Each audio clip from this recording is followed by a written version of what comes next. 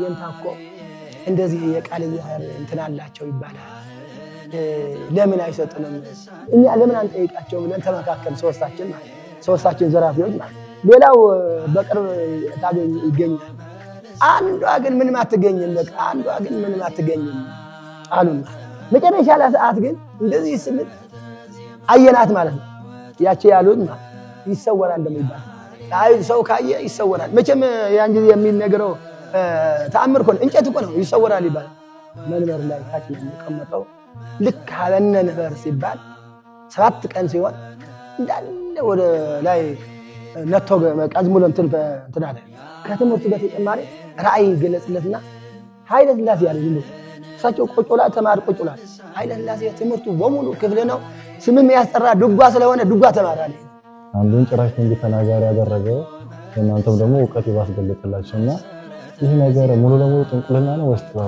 በብቃት በተመስጦ እግዚአብሔር በማመን የሚያደርጉት ጸሎት ነው እንጂ ጥንቆላ አይደለም ይሄ ማለት መርጌታ በላይ ማለት እኮ መልአክ ዘምድር እኮ ናቸው በከናፍሩ ማይጸ ዞሴመ ሐዳሰ ይተዋረሰ ዓለም የሚለው የቅዱስ ያሬድ ዜማ እኮ ለኑር ዕድ ይመጥናቸዋል ብቃት እና ገና 23 ለ24 አጥያ በእኛ ቤተክርስቲያን ከወሬ ይመታል ይላል በቃ ሰው እኮ የለም መላእክት እኮ ናቸው ራሳቸው እኮ አሁን ገዳሙ ሁሉም ያለ ገደል ነው በቃ በዚህም ገደል ነው በዚህ አንድ መውጫቺ እቺ በቃ አንድ መውጫ ነበር ስለዚህ አንተ ያቺ የድጓ ከተማርክ በኋላ ዘመናዊ ትምህርት እንዳትማር አውግዛለሁ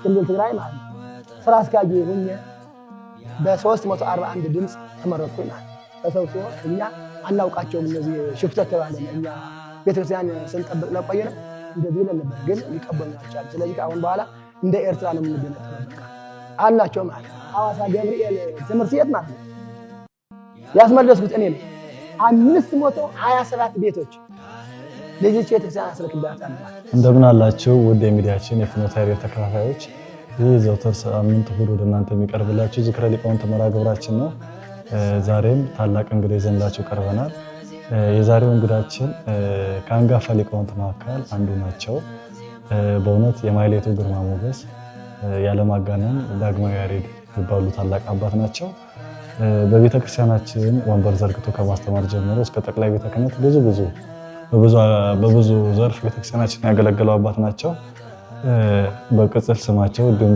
ድጓ በጉንጩ የተባሉ ይታወቃሉ እንዲሁም የቅኔው መድበል ናቸው የዛሬው እንግዳችን ታላቁ ሊቀ ሊቃውንት ኃይለ ሥላሴ ዘማርያም ጋር ነው ቆይታ የምናደርገው እስከ ፕሮግራማችን ፍጻሜ ድረስ አብራችሁን ቆዩ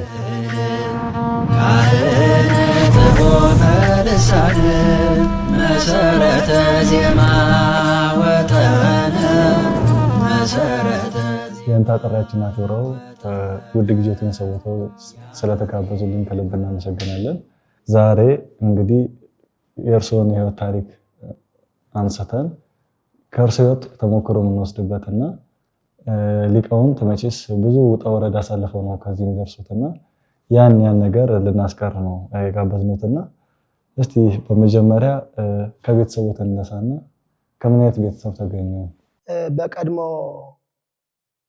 በትግራይ አጠራር በእንደርታ አውራጃ በአሁን ደግሞ በደቡባዊ ምስራቅ ትግራይ ዞን በሰሐርቲ ወረዳ በቀበሌ እንዳየስጣሺ በደብረ መድኃኒት ኢየሱስ እና አቡነ አብየ ገዳም አባቴና እናቴ እንደነገሩኝ በግንቦት 12 ቀን 1944 ዓመተ ምህረት ነው የተወለድኩት አባቴ ቄስ ዘማርያም ነው የሚባለው የሱ አባት ደግሞ ቄስ ገብረ ሕይወት ይባላሉ እናቴ ደግሞ ወይዘሮ አለፈች ኃይለ ሥላሴ ትባላለች ቄስም ኃይለ ሥላሴም ቄስ ናቸው ማለት ነው የኛ ቤት በእውነት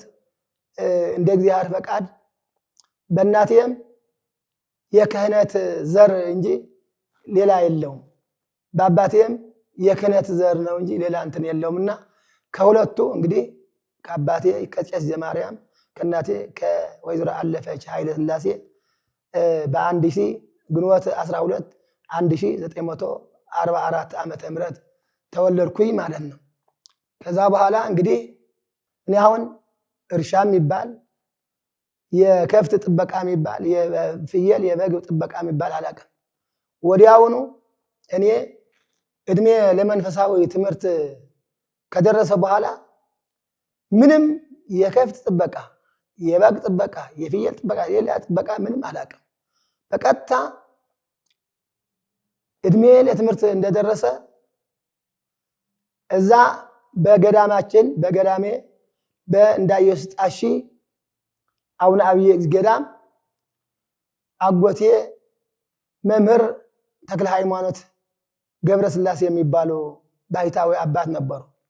በእውነት የኚሁ አባት ታሪክ ብነግራችሁ አይዋ ተክሌ መምህር ተክሌ ገብረ ሥላሴ በደቡብ ጎንደር ሀገረ ስብከት ስር በሚገኘው በታላቁ ደብር በመካነ ኢየሱስ ከመምህር ገብረ ጊዮርጊስ የቅኔና የሐዲስ መምህር ነበሩና እሳቸው ዘንድ ሂደው የሐዲሳት ትርጓሜ ትምህርት፣ የቅዳሴ ማርያምና የውዳሴ ማርያም ትምህርት፣ የትምህርተ ዋዕትና የኪዳን ትርጓሜ ትምህርት ተምረው ለምናኔ ወደ ሐውዜን ወረዳ አካባቢ ደብረ ጽዮን ይባላል ተራራው።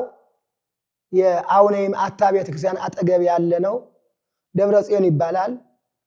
እንትኑ ተራራው ቤተክርስቲያኑ ማርያም ናት ቤተክርስቲያኗ። እዛ ብዙ ባይታውያን የሚኖርበት ደብር ስለሆነ ቦታ ስለሆነ ለምናኔ ከዛ ተነስተው ከመካነ ኢየሱስ ተነስተው ወደ ምናኔ ነው የገቡት እንደነገሩን ማለት ነው። እና ከዛ እግዚአብሔር አምላክ ደግሞ ለእያንዳንዳችን የሚሰጠን ሀብት አለ፣ የሚሰጠን ዕውቀት አለ፣ የሚሰጠን ስልጣን አለ ማለት ነውና አሁን እግዚአብሔር አምላክ በራእይ ተገልጾላቸው አንተ በዚህ በብሕትውና ተዘግተህ መኖር አትችልም።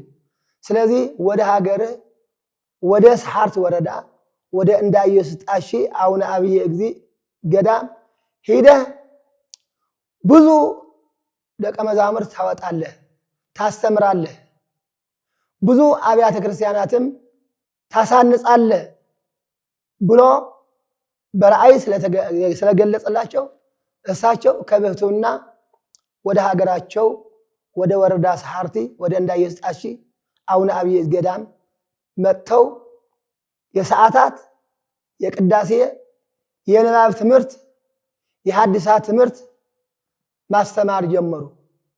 ከዛ በእውነት ሁሉም እኔ ዋሽቼ የምናገረው ነገር የለም።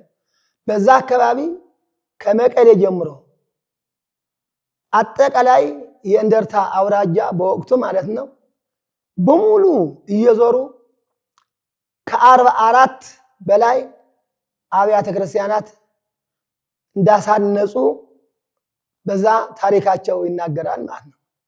ይህንን አብያተ ክርስቲያናት እያሳነጹ እንደገና ደግሞ ጉባኤ ዘርግተው የመጽሐፍተ ሐዲሳት፣ የሰዓታት፣ የቅዳሴ፣ የምንባብ ትምህርት እያስተማሩ ስለነበሩ እኔም እድሜ ለመንፈሳዊ ትምህርት እንደደረሰ አባቴና እናቴ ወደ አጎቴ ወደ መምህር ተክለ ሃይማኖት ገብረ ሥላሴ ወስደው ለሳቸው አስረክቡኝ ማለት ነው።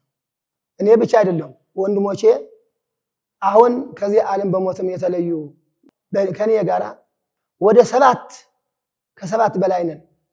የአንድ ቤተሰብ ሊቃውንት ከ7 በላይ ከኔ ጋር አብረን እንማር ነበረ ማለት ነው።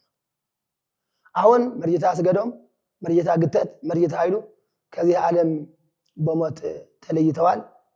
አሁን የቀሩት እንግዲህ መርጌታ ኢያሱ አለ፣ መርጌታ አድኃኖምም አለ፣ እኔም እንደ እግዚአብሔር ፈቃድ አለሁኝ ማለት ነው። ነገር ግን አሁንም እግዚአብሔር ይመስገን የኛ የልጅ ልጆች ደግሞ አሁን በርካታ ሊቃውንት ተምረው ቤተክርስቲያኑን እያገለገሉ ያሉ ወንድሞች ልጆች አሉ ማለት ነው። እና እዛ ከወንድሞቼ ጋራ ሰዓታቱን ስንማር ቅዳሴውን ስንማር ንባባቱን ዳዊቱን ስንማር ድርሳናቱን ገድላቱን ስናነብ እዛ ከጨረስ በኋላ አባታችን መምህር ተክለ ሃይማኖት ገብረስላሴ ዲቁና መቀበል አለባችሁ ብለው ራሳቸው ወደ መቀሌ እንግዲህ ከኛ ከሰሐርት ከእንዳየስጣሺ ቀበሌ ወደ መቀሌ በእግር ጉዞ የ8 ሰዓታት ጉዞ ነው። እንዳሁኑ የመኪና መንገድ የለም። እንዳሁኑ መኪና የለም። ሁሉም ነገር በእግራችን እየተጓዝን ነው የነበረው ማለት ነው። ከእንዳየስጣሺ ወደ መቀሌ ወስደውን ለዲቁና እንድንቀበል ወስደውን ብፁዕ አቡነ ዮሐንስ ቀዳማዊ ዘአክሱም ወዘኩሎን አድያማተ ትግራይ ተብሎ ነው የሚጠራው የነበረና ወደዚያ ወስደውን መቀሌ ማኅደረ ስብሐት በአታ ለማርያም ቤተክርስቲያን አለ። እዛ ተፈትነን አሁን በእውነት እንደ አሁን አይደለም። አሁን የዲቁና አሰጣጡ የቅስና አሰጣጡ የምንኩስና አሰጣጡ በጣም ያሳዝናል። በጣም ያሳዝናል። የክብር ዲቁና አለ በአሁን ሰዓት፣ የክብር ቅስና አለ በአሁን ሰዓት ምንም ሳይማሩ ማለት ነው። ዛሬ መቼም ይቅርታ ይደረግልኝና እንደዚህ ያለ ዘመን ነው የደረስነው። በወቅቱ ግን እኛ እዛ ስንሄድ በአጠቃላይ ከዳዊቱ ንባቡ ተፈትነን ከድርሳናቱ ከገድላቱ ተፈትነን ከመልክዓ ማርያሙ ከመልክዓ ኢየሱሱ ተፈትነን ምስጢረ ሥላሴ ራሱ ምስጢረ ሥላሴ አንድነቱ ሶስትነቱ ተፈትነን ከዛ በኋላ ስናልፍ ነው ዲቁና የሚሰጠን የነበረ ማለት ነው። እና በዛ ተፈትነን እኔ በእውነት ብፁዕ አባታችን አቡነ ዮሐንስ በረከታቸው ይደርሰው አሁን በዚህ ዓለም የሉም። እሳቸው በሚገባ ፈትነው ደግሞ ከፈተኑ በኋላ ደግሞ እዛ አስተምረው ስጋ ወደሙ አሰጥተው ነው የሚሰኙን ማለት ነው። እና እንደዚህ ዲቁናውን ከተቀበልን ተፈትነን አልፈን ከወንድሞቼ ጋራ ወዲያውን ዲቁና ተቀብለን ወደ ሀገራችን ስንመለስ ዲቁናውን በነፃ ነው። እንዳሁኑ ደሞዝ የለም ምንም የለም ምን የለም ዝም ብሎ በነፃ ነው አገልግሎት የነበረውና በዛ በዲቁና ስናገለግል እኔም ሳገለግል ወንድሞቼ ጓደኞቼም ሲያገለግሉ ከቆየን በኋላ አባታችን አጎታችን መምህር ተክለ ሃይማኖት ገብረስላሴ በጣም መንፈሳዊ ትምህርት እጅግ ይወዱ ነበርና ልጆቼ ዝም ብለው በዲቁና ብቻ ተወስነው እንዳይኖሩ ብለው አስበው አንድ የዜማ የጾመ ድጓና የምዕራፍ ጾመ ድጓ መምህርና የአቋቋም መምህር ከአማራ ማምጣት አለብኝ ብለው ቄስ አዳነ አጎቴ ናቸው። ቄስ አዳነ ገብረ ሕይወት መርጌታ አስገዶም ኃይሉ እነዚህ ልከው ወገራ ይባላል ቦታው በአማራ ክልል። ከዛ የእንታ ዘፈረ ብርሃን የሚባሉ የአቋቋም የጾመ ድጓና የምዕራፍ ጾመ ድጓ መምህር ናቸው። አይነ ስውር ናቸው። የእንታ ዘፈረ ብርሃን አገራቸው አበርገሌ ይባላል። ጽርባ አቡነ ተክለ ሃይማኖት ነው አገራቸው። ግን ለትምህርት ጎንደር ሄደው እዛ በቸም ቀድሞ ምንም እንዳሁኑ ዘር የሚባል ምንም የሚባል ነገር አልነበረም። ዕውቀት ብቻ ነው መመዘኛው የነበረና እሳቸው የትግራይ ተወላጅ ቢሆኑም በቀጥታ ጎንደር ሄደው ካስመሰከሩ በኋላ እዛ ቀርተው እዛ ጉባኤ ዘርግተው እያስተማሩ እያለ ወሬያቸው ይሰሙ ነበርና መምህር ተክለ ሃይማኖት ገብረስላሴ እሳቸው ሄዳችሁ አምጡልኝ ብለው መምህር ቄስ አዳነ ገብረ ሕይወት መርጌታ አስገዶም ኃይሉ ላኩ ማለት ነው። ከዛ በኋላ እንደዚህ አይዋ ተክሌ መምህር ተክለ ሃይማኖት ገብረስላሴ ይዟቸው ኑ ብለው ነግረውናልና ወደ ትግራይ ሀገሮ ይመለሱ እኛ ይዘንወት እንሄድ ብለው ሲሏቸው እሳቸው ደግሞ ወሬያቸው ይሰሙ ስለነበረ ባይታው ስለነበሩ ዓለም ሁሉ ያውቃቸው ስለነበረ እሳቸው ከጠሩኝማ እኔ ምን አድርጋለሁ ሄዳለሁ ብሎ ተማሪዎቻቸው በሙሉ በእውነት አሁን የእንተ አእምሮ የሚባላል አሁን በለሳ ወገራ ነው ያሉ የእንተ አእምሮ ማለት ያቋቋ መምህር ናቸው። አሁንም እግዚአብሔር ይመስገን አሉ የእንተ አእምሮ እነ መምህር ኤልያስ እነ መምህር ብርሃነ መስቀል የሚባል እነዚህ በሙሉ የአማራ ተወላጆች ናቸውና እነሱን በሙሉ ይዘው ወደኛ ወደ ዳዮስ ጣሺ አቡነ አብየ ገዳም መጡ የእንታ ዘበረ ብርሃን ማለት ነው። ከዛ በኋላ እኛ ወደ ልመና ሳንወጣ ወደ ሌላ ሳንሄድ እንጀራው ከአባታችን ከነሳችን እየበላን እየጠጣን የፈለግነው እያደረግን እዛ የእንታ ዘበረ ብርሃን መጡ። ለ4 ዓመት ነው የቆዩት እዛ ጾመ ድጓውን ሙሉ በሙሉ ወደ 3-4 ጊዜ ዘልቀ ነው ዘወትር ምዕራፉ ወደ 4 ጊዜ 5 ጊዜ ዘልቀ ነው በቀጥታ እዛ በቤታችን ሆነን ጾመ ድጓውን ምዕራፉን ከተማርን በኋላ ወደ አቆቃም ጀመርን ማለት ነው። አሁን እሳቸው እዚህ በእኛ ሀገር በእንዳዮስ ጣሺ ገዳም እያሉ ብፁዕ አቡነ ዮሐንስ ሊቀ ጳጳስ ዘአክሱም ወዘኩለነ አርያመ ትግራይ እኚሁ መምህር በጣም ስመጥር ናቸው፣ በጣም አዋቂ ናቸው እና በዚህ በእንዳዮስ ጣሺ አቡነ አብየ ገዳም ታጥረው መኖር የለባቸውም። ወደ ታላቁ ከተማ ወደ ሐውዜን ማለት አድግራት አውራጃ ያለ ታላቅ የመጀመሪያ ከተማ ነው ሐውዜን ማለት ነው። እነ ባዜን ነግሶበት የነበረ ቦታ ነው፣ ታሪካዊ ቦታ ነውና ወደ እሱ ደግሞ ተክለ ሃይማኖት ገዳም ነው። ሐውዜን አቡነ ተክለ ሃይማኖት ገዳም ነው፣ በጣም ታዋቂ ገዳም ነው። ወደዚያ እንዲመጡ 30 ብር በወቅቱ 30 ብር ናት ደሞዝ፣ የመምህራን ደሞዝ 30 ብር ነበረች። ግን 30 ብር ብትሆንም 30 ብር 300,000 እንደማለት ነው በአሁኑ ሰዓት ማለት ነው። በወቅቱ በእውነት ከሚገርማችሁ 25 ሳንቲም ይዘህ ሄደ ወደ ከተማ በቀጥታ የፈለከው እንጀራ ገዝተህ መብላት ትችል ነበር። 10 ሳንቲም ራሱ ዋጋ ነበራት ማለት ነው። እና ወደዚያ እንዲመጡ ብለው 30 ብር በወር አድርገው ወደ ሐውዜን ሲወስዷቸው አይነ ስውር ናቸው። እኔ ደግሞ በጣም ይወዱ ስለነበረ እኔ ነኝ መሪያቸው፣ ማንም እንትና ራሴ ነው የምመራቸው የነበረና እሳቸው ሲሄዱ ወደ ሐውዜን ሲሄዱ ሁላችን ተከትለን መምህራችን ተከትለን እነዚያ ከአማራ የመጡትም አባቶች ወንድሞች እነሱም እኛም በቀጥታ ወደ ሐውዜን ገባን ማለት ነው።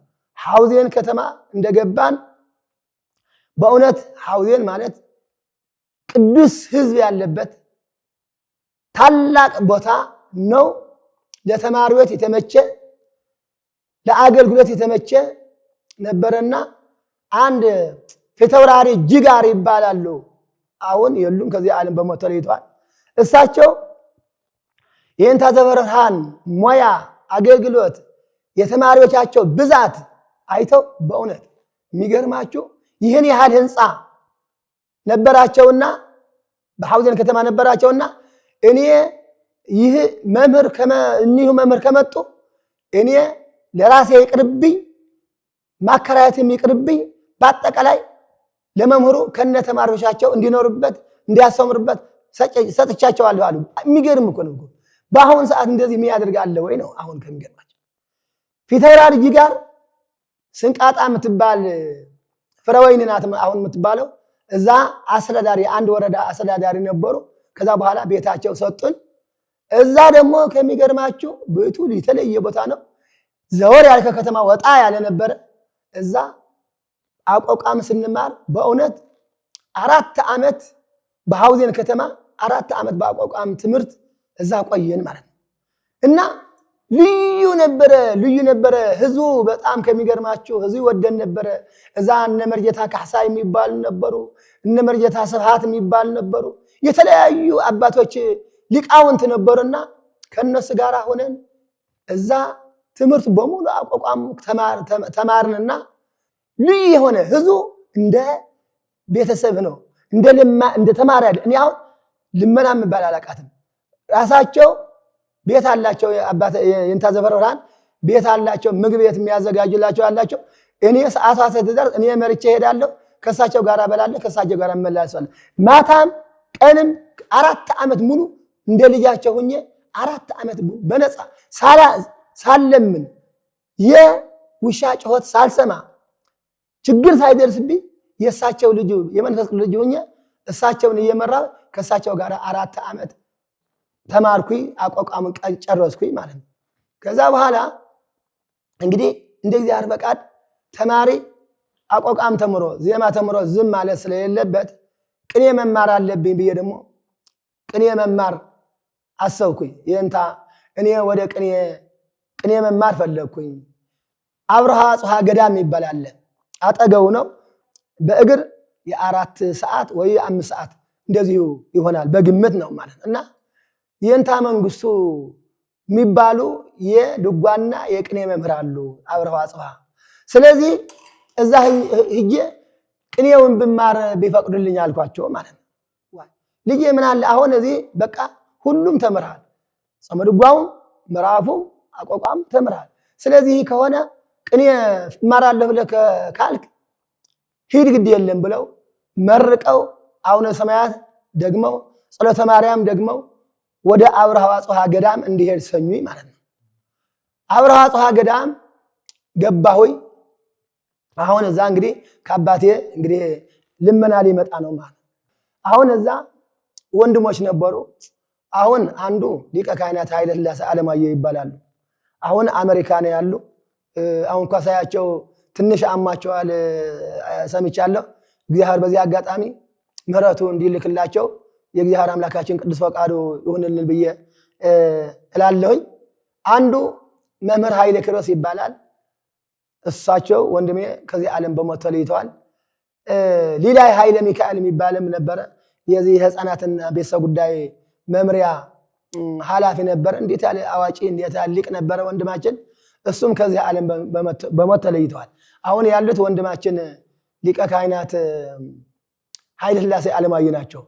እዚህም አሁን መልአከ ሰላም ተክለ ማርያም መንገሻ የሚባሉ እዚህም አሉ፣ አዲስ አበባ አሉ እና እዛ አብርሃ አጽብሃ 1 ዓመት ተቀመጥን። በቃ አሁን ያን ጊዜ ልመና አለ፣ ውሻም ጮኸት አለ፣ መከራም አለ፣ ረሃውም አለ፣ ችግሩ አለ።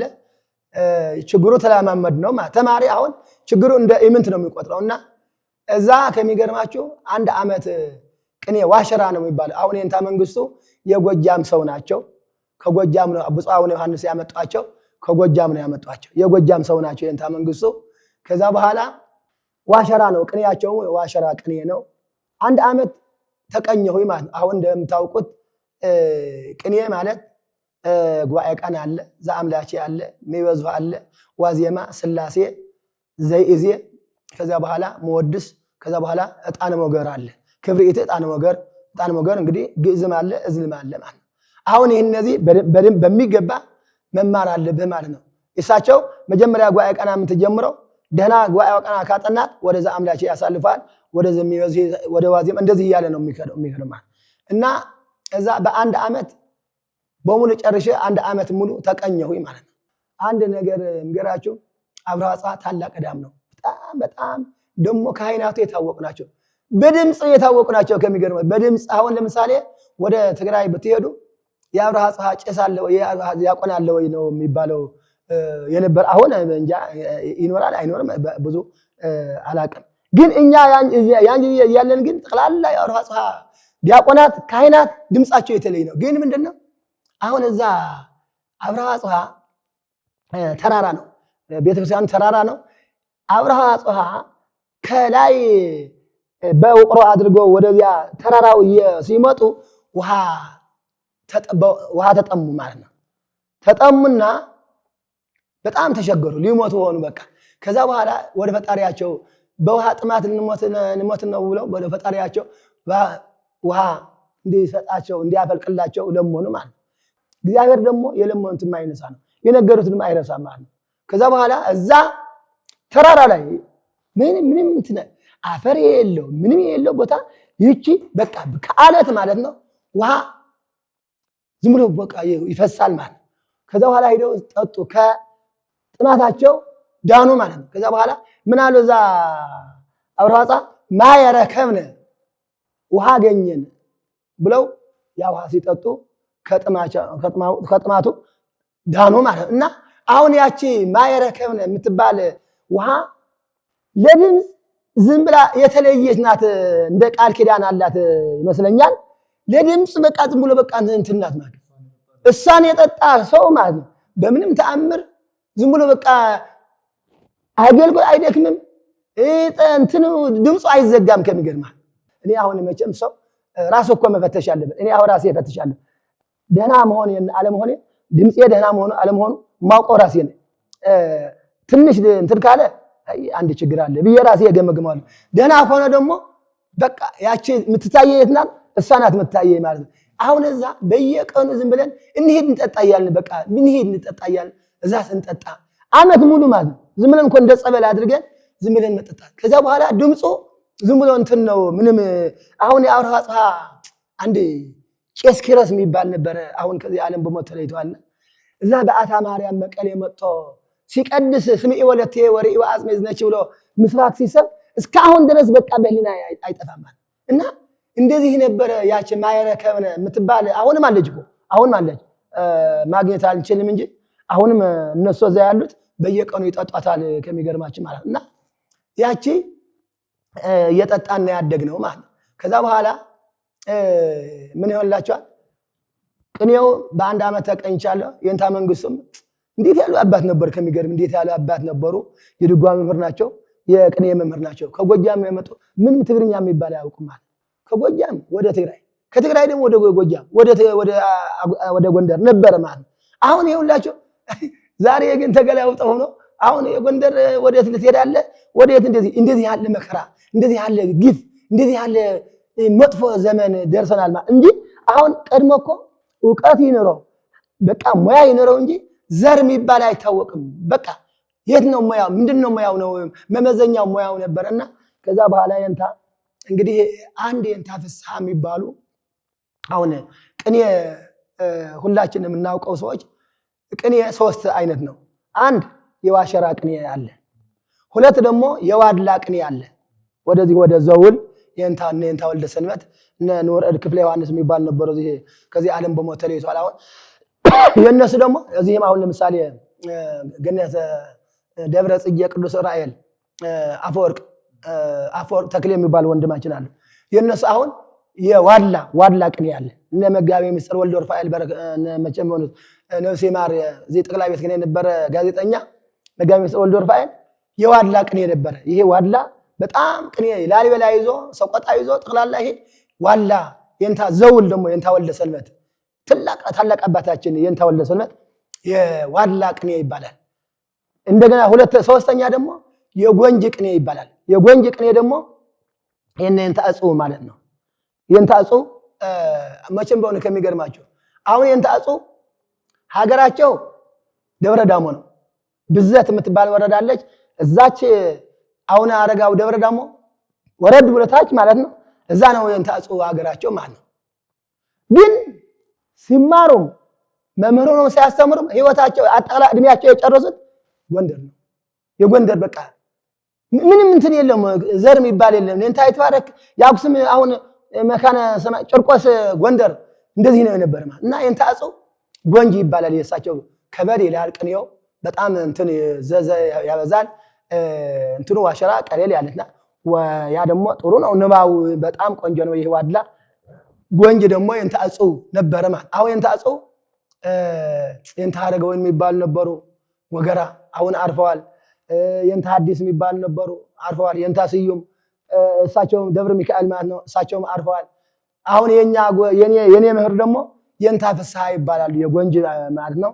አሁን እሳቸው በ96 ዓመታቸው አምና በ2016 ነው ያረፉት ማለት በ96 ዓመታቸው ማለት እስከዚያች ድረስ ግን ከወንበር ሳይለዩ ማለት እና እሳቸው ከየንታ እጹብ አስመስክረው ከጎንደር አድዋ ወደ አክሱም ይመጣሉ። ብፁዕ አቡነ ዮሐንስ ደግሞ በጣም መምህራን ይወዱ ስለነበረ ዳባ ገሪማ ገዳም የውጽወ ቅዱስ በረከታቸው ይድረስና የውጽወ ቅዱስ አቡነ ጳውሎስ ገዳም ማለት ነው። ዳባ ገሪማ ገዳም ደብረ መደራማ ይባላል።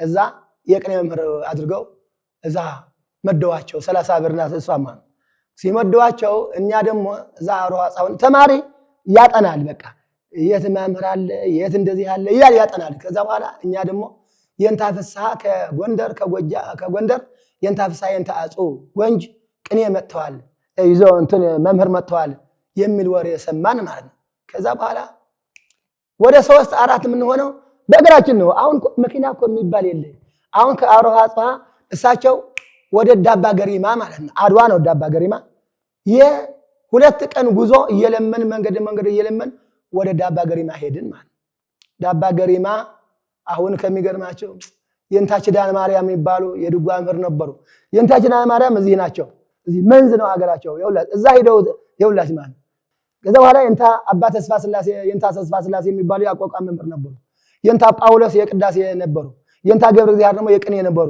እዛ ተለቀ ገዳም ስለነበረ ማና የንታ ፍስሐ እዛ ገብተው እኛ ደግሞ በ3 ቀናችን እዛ ገባን አሁን መምህራችን ሰላም ብለን እጅ ነስተን ከየት ነው የመጣችሁ ብለው እንደዚህ ብለን ትምህርት ለመማር ነው የመጣ ነው እኛ የወሸራ ቅኔ ተቀይንተናል ግን ይሄንን ደግሞ ለመማር ነው የፈለግነው አልኩ እዚያ በኋላ ከተማሪዎቻቸው አስተዋውቀው እዛ ትምህርት ጀመርን ማለት ነው አድዋ ዳባ ገሪማ ማለት አሁን ረሃው አይጣል ነው በቃ ገዳም ነው ተራራ ላይ ነው አሁን ለልመና አይመችም ያ ቦታ ዳባ ገሪማ ለልመና አይመችም ታች ወርደ መንደር የምታገኘው ታች ወርደ ነው እንጂ እዛ አካባቢ ምን የምታገኘው መንደር የለም ምትለምነው ወደ አድዋ ትወርዳለህ ወደ ታች ደግሞ ወደ ገጠር ትወርዳለህ ወደ ቀየጣ ተክለ ሃይማኖት ትወርዳለህ እንጂ ምንም እንትን የለም ማለት ከዛ በኋላ 6 ወር ነው እንደዚህ እስከ የንታ አላቸው እኛ በረሃብ እንሞት ነው በዚህ አሁን እንደዚህ እንዴት ሆነ እንደዚህ እንማራለን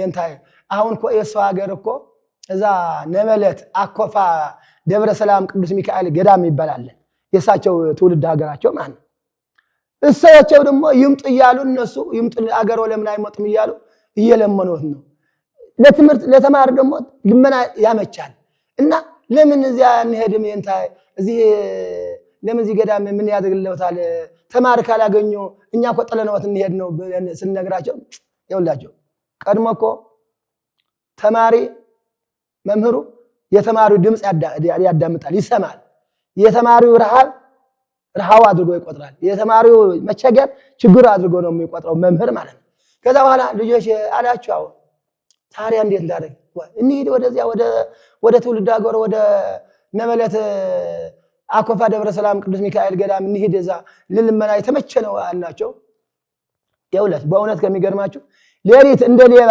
ጠፍተን ከገዳሙ ከሰማ ሊይዛቸው ነው ለምን ይሄዱብናል ይላሉ ማለት ነው ሌላ ሳይሆን ስለሚወዷቸው ተማሪውም ስለሚያገለግል መምህራን ያሉ መነኮሳት ለምን ይሄዳሉ ይላሉ ማለት ነው ሌሊት እንደ ሌሊት ጠፍተን ወደ ሀገራቸው ወደ አምባስናይቲ ነበለት አካባቢ ደብረ ሰላም አኮፋ ደብረ ሰላም ቅዱስ ሚካኤል ሄድን ማለት እዛ ሄደን ከሚገርም በእውነት ልዩ የሆነ በጣም ከሚገርማችሁ ልመናው ቦታው የተመቸ ነው ወደ 300-400 ተማረ ነው የትም ቦታ ቢለምን ምንም ችግር የለውም በቃ እኔ አሁን የኔ ቦታ የኔ የተሰጠችኝ ማይ ጻድቆት ትባላለች ያቺ መለምናት መንደሯ ማይ ጻድቆት ትባላለች ማለት ማይ ጻድቆት ትባላለች ከሚገርም 4 ዓመት ነው የተቀመጥኩት እዚያ ያሉ እናቶቼ በእውነት ከሚገርማቸው ልደት ዘመን መለወጫ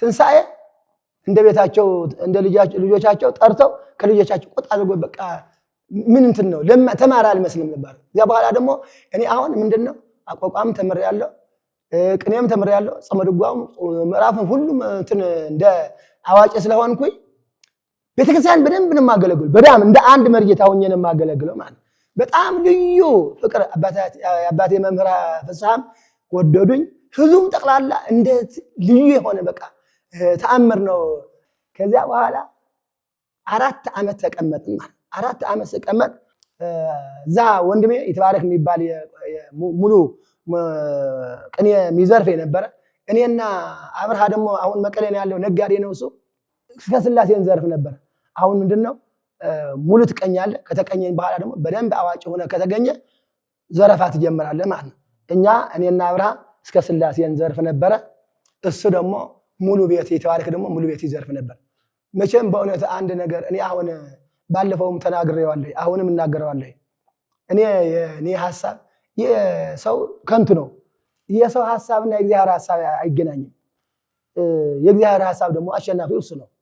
እኔ አሁን የኔ ሐሳብ የነበረ ቅኔ መምህር ሆኜ ቅዳሴዋ ደግሞ ደብረ አባባ ቅዳሴ መምህር ሆኜ በቃ ይበቃኛል፣ በቃ ወደ ዓለም ወደ ቤት ተመልሼ አስተምራለሁ፣ ቅኔ አስተምራለሁ፣ እዚህ ቅዳሴ ማስተምራለሁ ነበር የኔ ሐሳብ ማለት እንጂ ወደ ሌላ ምንም እንትን አልነበረኝም ማለት። ድጓ ምንም ወላዲተ አምላክ ዜማው ተመሬዋለሁ፣ ለራሴ የሚሆነ ይዣለሁ፣ አቋቋም ተመሬዋለሁ። ከዛ በኋላ ቅኔና ቅዳሴ ተመሬ ወደ ቤተሰቦቼ ሄጄ ቤተሰቦቼ አገለግላለሁ። ከዛ በኋላ ደግሞ ቤተክርስቲያን አገለግላለሁ ነው የኔ ሐሳብ። አሁን 4 ዓመት ከተቀመጥን በኋላ እስከ ሥላሴ መዝረፍ ከጀመርን በኋላ መቼም የሚደበቅ ነው። አሁን እኔ ይህንን ለምን እናገራለሁ የሚል ሰው ሊኖር ይችላል፣ ግን ታሪክ ስለሆነ ደግሞ ምንም አይደበቅም ማለት ነው። አሁን የእግዚአብሔር ስራ ነውና ያ ስራ ደግሞ ማድነቅ መንገር ንጉር ለእግዚአብሔር ምሕረቱ ነው። በቃ የእግዚአብሔር ቸርነት የእግዚአብሔር ስጦታ ብትናገረው ነውር የለውም። ውሸት ከሆነ ነውር ነው። አሁን እኔ ይትባረክ የወንድሜ አብርሃም የንታኮ እንደዚህ የቃል እግዚአብሔር እንትን አላቸው ይባላል። ለምን አይሰጡንም? ምን ሊያደርጉት ነው? ከልጆቻቸው የበለጠ ምን የቃል እግዚአብሔር የሚገልጽ አይደለም? ቃል እግዚአብሔር በበለጠ የሚገልጽ አላቸው ይባላል። የንታ ለምን ከኛ የበለጠ ምን ሊያደርጉት ነው? እኛ ልጆቻቸው ነን። እኛ ለምን አንጠይቃቸው ብለን ተመካከል። ሶስታችን ዘራፊዎች ማለት ዘራፊዎች ስንል አሁን ገንዘብ መዝረፍ ወይ ደግሞ ሌላ እንትን ቅኔ ነው የምዘርፈው እና አሁን ሄድንና የንታ ብለን አንድ ቁመን በቃ አንድ አብዮት አለን ያልናቸው። አሁን እሳቸው ልክስክስ ነው የሚለው እንግዲህ ዝም ብለው እየወደዱን ልክስክስ ይላል። በለም ምን ፈልጋችሁ ነው ልክስክስ አሉ። እኔ በጣም ይወዱኝ ነበር፣ በጣም ወዱ እኔ ተናገር ነው ብለውኛል። እነሱ ደግሞ ይትባረክና አብርሃም በጣም ስለምወዱኝ እርሶ ነው የሚናገሩ፣ አንተ ነው የምትናገረው አሉ። እሺ የንታ አቤት፣ እኛ ልጆች ሆነን በጣም የመጨረሻ የበክር ልጆች እኛ ነን። ስለዚህ እኛ ልመና ላቀርብ ነው የመጣ ነው። ምንድን ነው መድኃኒት፣ የቃል እግዚአብሔር የሚገልጽ መድኃኒት አለዎት? ይህንን ለእኛ ላልሆነ ለማን ሊያደርጉት ነው? ለምን አይሰጡን? እኛ ዘራፊዎች ነን፣ የእርሶ ሙያ ይዘን የምንወጣ ነን እና እንዴት ነው አሉ። እሳቸው ደግሞ በቃ እንትን አሉና ማን የነገራቸው? ምን ይደበቃል? እንኳን አባታችን ሌላ እንዴት ይደበቃል አልናቸውና ከዛ በኋላ አይ ልጆቼ ነገሩ ትክክል ነው ምንም ነበረ፣ ግን ከሚገርማችሁ ሌላው በቅርብ ይገኛል፣ አንዷ ግን ምንም አትገኝም። በቃ አንዷ ግን ምንም አትገኝም አሉና ይንገሩንና እኛ ከእግዚአብሔር ከረዳን እንፈልጋለን። የተገኘው ተገኝተዋል፣ ያልተገኘ ደግሞ ይንገሩንና አልናቸው ማለት ነው። ያቺ ነገሩን ከተባለ እንደዚህ የመሰለ አይገኝም ማለት ተማር እኮ ካሰበ እኮ ወላዲተ አምላክ አይተኛም እኮ። አንደኛ እንቅልፍ የሚባል የለውም፣ እረፍት የሚባልም የለውም። ተማር እኮ የተማር ተፈጥሮ እኮ በእውነት ከሚገርማችሁ እየተራበ የሚሰራ እየተራበ የሚማር እየተራበ እየተቸገረ ብርድ እየመታው የሚንቀሳቀስ እኮ ነው ተማር እኮ። በእውነት እንደ ተማር እኮ እንትን የለም ማለት ከሚገርና ኋላ ያ የነገሩን ቦታ እዚህ እኛ አካባቢ ነበለት ምንም የለም። እዛ አካባቢ ስታሰስ አይገኝም። ኋላ እዚህ እኮ ዳባ ገሪማ እያለን ማለት ነው ዳማርያም ሸዊቶ የሚባል አለ ቦታ፣ ወንዝ ነው። በዚህ በጣም ወንዝ ከላይ ጀምሮ እንደዚህ ይወጣል። ከዚያ በኋላ እንትኑ እንጨቶቹ በሙሉ ወንዙ የያዙት እነሱ እንጨቱ ነው የያዘው ማለት። አንተ እዚያ እኮ አለ እኮ እንጨት እኮ እዛ እኮ አይጠፋም እኮ እዛ እንጨቱ መዓት ስለሆነ በቃ እዛ መሄድ አለብናል። ከጠዋት እስከ ማታ ስንፈልግ ምንም ማግኘት አልቻለም። መጨረሻ ላይ ሰዓት ግን እንደዚህ ስንል አየናት ማለት ነው። ያቺ ያሉት ማለት አለች ከዛ በኋላ ይሰወራል ደግሞ ይባላል። አይ ሰው ካየ ይሰወራል። መቼም ያን ጊዜ የሚነገረው ተአምር እኮ ነው፣ እንጨት እኮ ነው ይሰወራል ይባላል። አላ የንታ ተመለስን፣ የንታ አገኘን እኮ የት እንደዚህ ወይ እናንተ አግኝተናል ውሸት ነው አለው። ኧረ አግኝተናል። አሁን ከሚገርማችሁ ለማታ ቀን ማለት ነው ጉዞ ወደ ዳባ ገሪማ እሳቸው ማለት ነው። አሁን ምንድነው መቼም እንትኑ ሲነግራችሁ በጣም ከባድ ነው። ሲሄዱ እሳቸውና አንድ ልጅ ህፃን ልጅ ነው ይዘው የሚሄዱት። ከዛ በኋላ እሳቸውም ከሱ ጋር አይነጋገሩም፣ እሱም ከእሳቸው ጋር አይነጋገርም። ዝም ብለው ነው የሚሄዱ። እኛ እናመለክታለን ማለት ነው። ኋላ ሲደርሱ በሆነ ነገር እንትን መቆረጫ ምናምን አለው ተቆረጠ ማለት ነው። ይዘናት መጣን ማለት ነው። ከዛ በኋላ መጨረሻ ላይ መቼም ሆነቴ እንግዲህ የሚደበቅ ነው ሞብርሊ የሚባል አለ። እዛ ሶስት ፈልጉ ተባለ። ደግሞ እንደገና ፍለጋ እሱን ፈልጋ ያገኘ። ከዛ በኋላ 7 ቀን ሱባኤ ማለት ነው። እዛ መንበር ላይ ታች ነው የሚቀመጠው። ልክ ሀበነ ንበር ሲባል 7 ቀን ሲሆን እንዳለ ወደ ላይ ነቶ ቀዝም ብሎ እንትን አለ። ከዛ በኋላ ግጥም እኛ ደግሞ ሶስታችን ማለት ከዛ በኋላ ቃል ዚያር በእውነት ከሚገርማችሁ አበላሸ ነው። አሁን ግን አበላሸ ነው።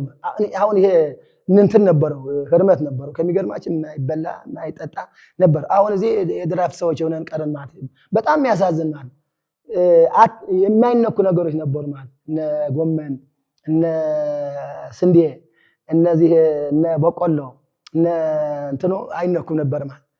አሁን ዳጉሳና ገብስ ብቻ ነበር ቀረ። አሁን ቀረ ዝም ብለን ረሳ ነው። ግን ርሾው ግን አለ። ርሾው ደህና ነው እግዚአብሔር ይመስገን። ከሚገርም ዝም ብሎ ቢጠፋም እንትን ቢለን በኋላ ስንጠጣ ከዛ በኋላ ያ ይትባረክ ከትምህርቱ በተጨማሪ ራእይ ገለጽለትና ኃይለ ሥላሴ ያለ ዝም ብሎ እሳቸው ቆጮላ ተማር ቆጮላ ኃይለ ሥላሴ ትምህርቱ በሙሉ ክፍል ነው።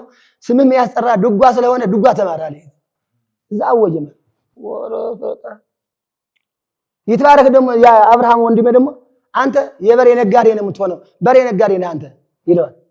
ለያየነ ከቅኔው ማለት ነው። በኋላ እሱ ወዲያውን ወጣ የበሬ ነጋዴ ሆነ። ከሚገርም ከትግራይ ወደ አስመራ በሬዎቹ በቃ በጣም ሀብታም ነው። አሁን ቅኔው በጣም አዋጭ ነው። ግን ወደ እንግዲህ ዓለም ገብቶ አሁን ነጋዴ ይሆናል። አብርሃ ዛ የሐውዜን ልጅ ነው። ስሉህ አሁን ሳሙኤል አገሩ ዛ ነው። በየአመቱ አሁን ይሄደ ይቀኛል። ቅኔው ግን አላጠፋውም። ግን የበሬ ነጋዴ ዋና የበሬ ነጋዴ ሆኖ ባለ ሀብት ነው። አሁንም እንገናኛለን። አሁን በዚህ አመት ነው ያልተገናኘነው እንጂ በየአመቱ እንገናኛለን ማለት እና እኔ አሁን እንደዚህ ከሆነ ምን አድርጋለሁ? አይሞሬ ክፍል የንታ በቃ እኔ አሁን ድጓ አመራለሁ አልኳቸው። ቆይ የንታ ወደ ድጓ ከመሄዳችን በፊት ግን አንድ ጥያቄ እዚህ ጋር ማነሳዋለኝ። እንደሚታወቀው የሊቃውንቱ ጥበብ ብዙ ሰው ጥንቁልና ነው እያለ ያጣጥለዋል። እርሶ ደግሞ እንደነገሩ አንዱን ጭራሽ ትንቢት ተናጋሪ ያደረገው ለእናንተም ደግሞ እውቀት ይባስገልጥላችሁና ይህ ነገር ሙሉ ለሙሉ ጥንቁልና ነው ወይስ ጥበብ ነው? የለም ምን መሰለህ አሁን ዝም ብሎ ጥንቁልና ዲያብሎስን አምነህ ወይ ደግሞ ሌላ ነገር የምታደርገው በክህደት ሰይጣን ሳትክድ ዝም ብሎ በጥንቆላ በዚህ በእንትና ያለ ማርሰኛ ምናምን የሚደረግ ነገር ጥንቁልና ነው። ይህ እኮ ምን መሰለህ ጸሎት እኮ ነው። አሁን እኮ እነዚህ እኮ አባቶቻችን እኮ ሰይጣንን ክደው እግዚአብሔርን አምነው እግዚአብሔር ቸራ ብሎ አውለን ብሎ ያንን በቃ ባከል ተማሩ ግለጽልኝ ብለው የሚለሙት አሁን ከሚገ ጸሎቱ አሁን እኔ በጣም ይወዱ ስለነበረ እነሱ አብርሃና ይትባረክ አይጸልም። እኔ ግን ጸልይ አንተ ይሉኛል። ራእይ ዮሐንስማ ከምዕራፍ 1 እስከ 10 ማለት ነው አንተ ድገም ይሉኛል። እሳቸው ዳዊት ይደግማል አይደል? እኔ ደግሞ ራእይ ዮሐንስ ነው። ራእይ ዮሐንስ ከምዕራፍ 1 እስከ 10 ምዕራፍ 10 ማለት ነው። አንድ አሁን አረሷት ማለት ንሳአ ወብላአ ወለትምረራ ለከርስከ ወውስተ አፉከ ጥዕምተ ለትኩንከ የምትላለች ንሳአ ወብላአ ወለትምረራ ለከርስከ ወውስተ አፉከ ጥዕምተ ለትኩንከ። ይህ እኮ ጸሎት እኮ ነው። ከእግዚአብሔር ጋር እኮ ነው የሚገናኘው እንጂ ከአምልኮ ባዕድ አይገናኝም ማለት ነው። ስለዚህ ይህንን የአባቶቻችን ጸሎት እኮ በብቃት በተመስጦ እግዚአብሔር በማመን የሚያደርጉት ጸሎት ነው እንጂ ጥንቆላ አይደለም። ይሄ ማለት ጥንቆላ ሌላ ነው። የአምልኮ ባዕድ ሰይጣንን አምኖ እነሱ በቃ መልክዓ ዲያብሎስ የሚባል እኮ አሁን መልክዓ ዲያብሎስ ለመሆን አለ እንደዚህ ይላሉ ማለት ግን ይህንን ክህደት ማለት ነው። የሞት ማለት ነው። እንግዲህ በእንጨት እያመለኩ ለእንጨት እየቀቡ የሚደረግ ነገር አሁን ይሄን ክህደት ነው ማለት ነው።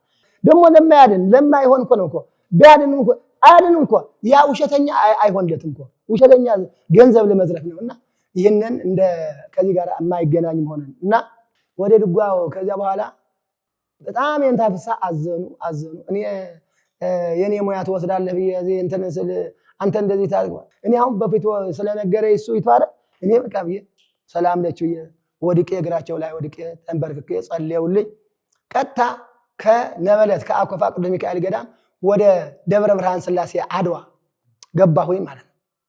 አድዋ ደብረ ብርሃን ስላሴ ይኸውላችሁ የደብሩ አለቃ በአፄ ኃይለ ሥላሴ ነው የሚሾመው የነበረ ማለት ነው። ትልቅ ደብረ ስለሆነ የአፄ ዮሐንስ ደብረ ስለሆነ ያ ደብረ ብርሃን አድዋ በንጉሱ ነው የሚሾመው የነበረና መልአከ ብርሃን ኤዎስጣቴዎስ ይባላሉ አለቃው የነበሩ። መልአከ ብርሃን ኤዎስጣቴዎስ ከሚገርም በጣም የታወቁ ናቸው። አገራቸው አዲስ ዓለም ነው። እዚህ አዲስ ዓለም እዚህ አማራና የአማራ ሰው ናቸው ማለት ነው። አሁን እኛ ዛሬ ዘመን እንትን በእንጨት እናመልካለን፣ በእንትን እናመልካለን፣ ዝም ብሎ የማይረባ በብሔር እናመልካለን፣ በዘር እናመልካለን። እሳቸው አሁን አድዋ ደብረ ብርሃን መልአከ ብርሃን ኤዎስጣቴዎስ የአዲስ ዓለም አለቃም ነበሩ።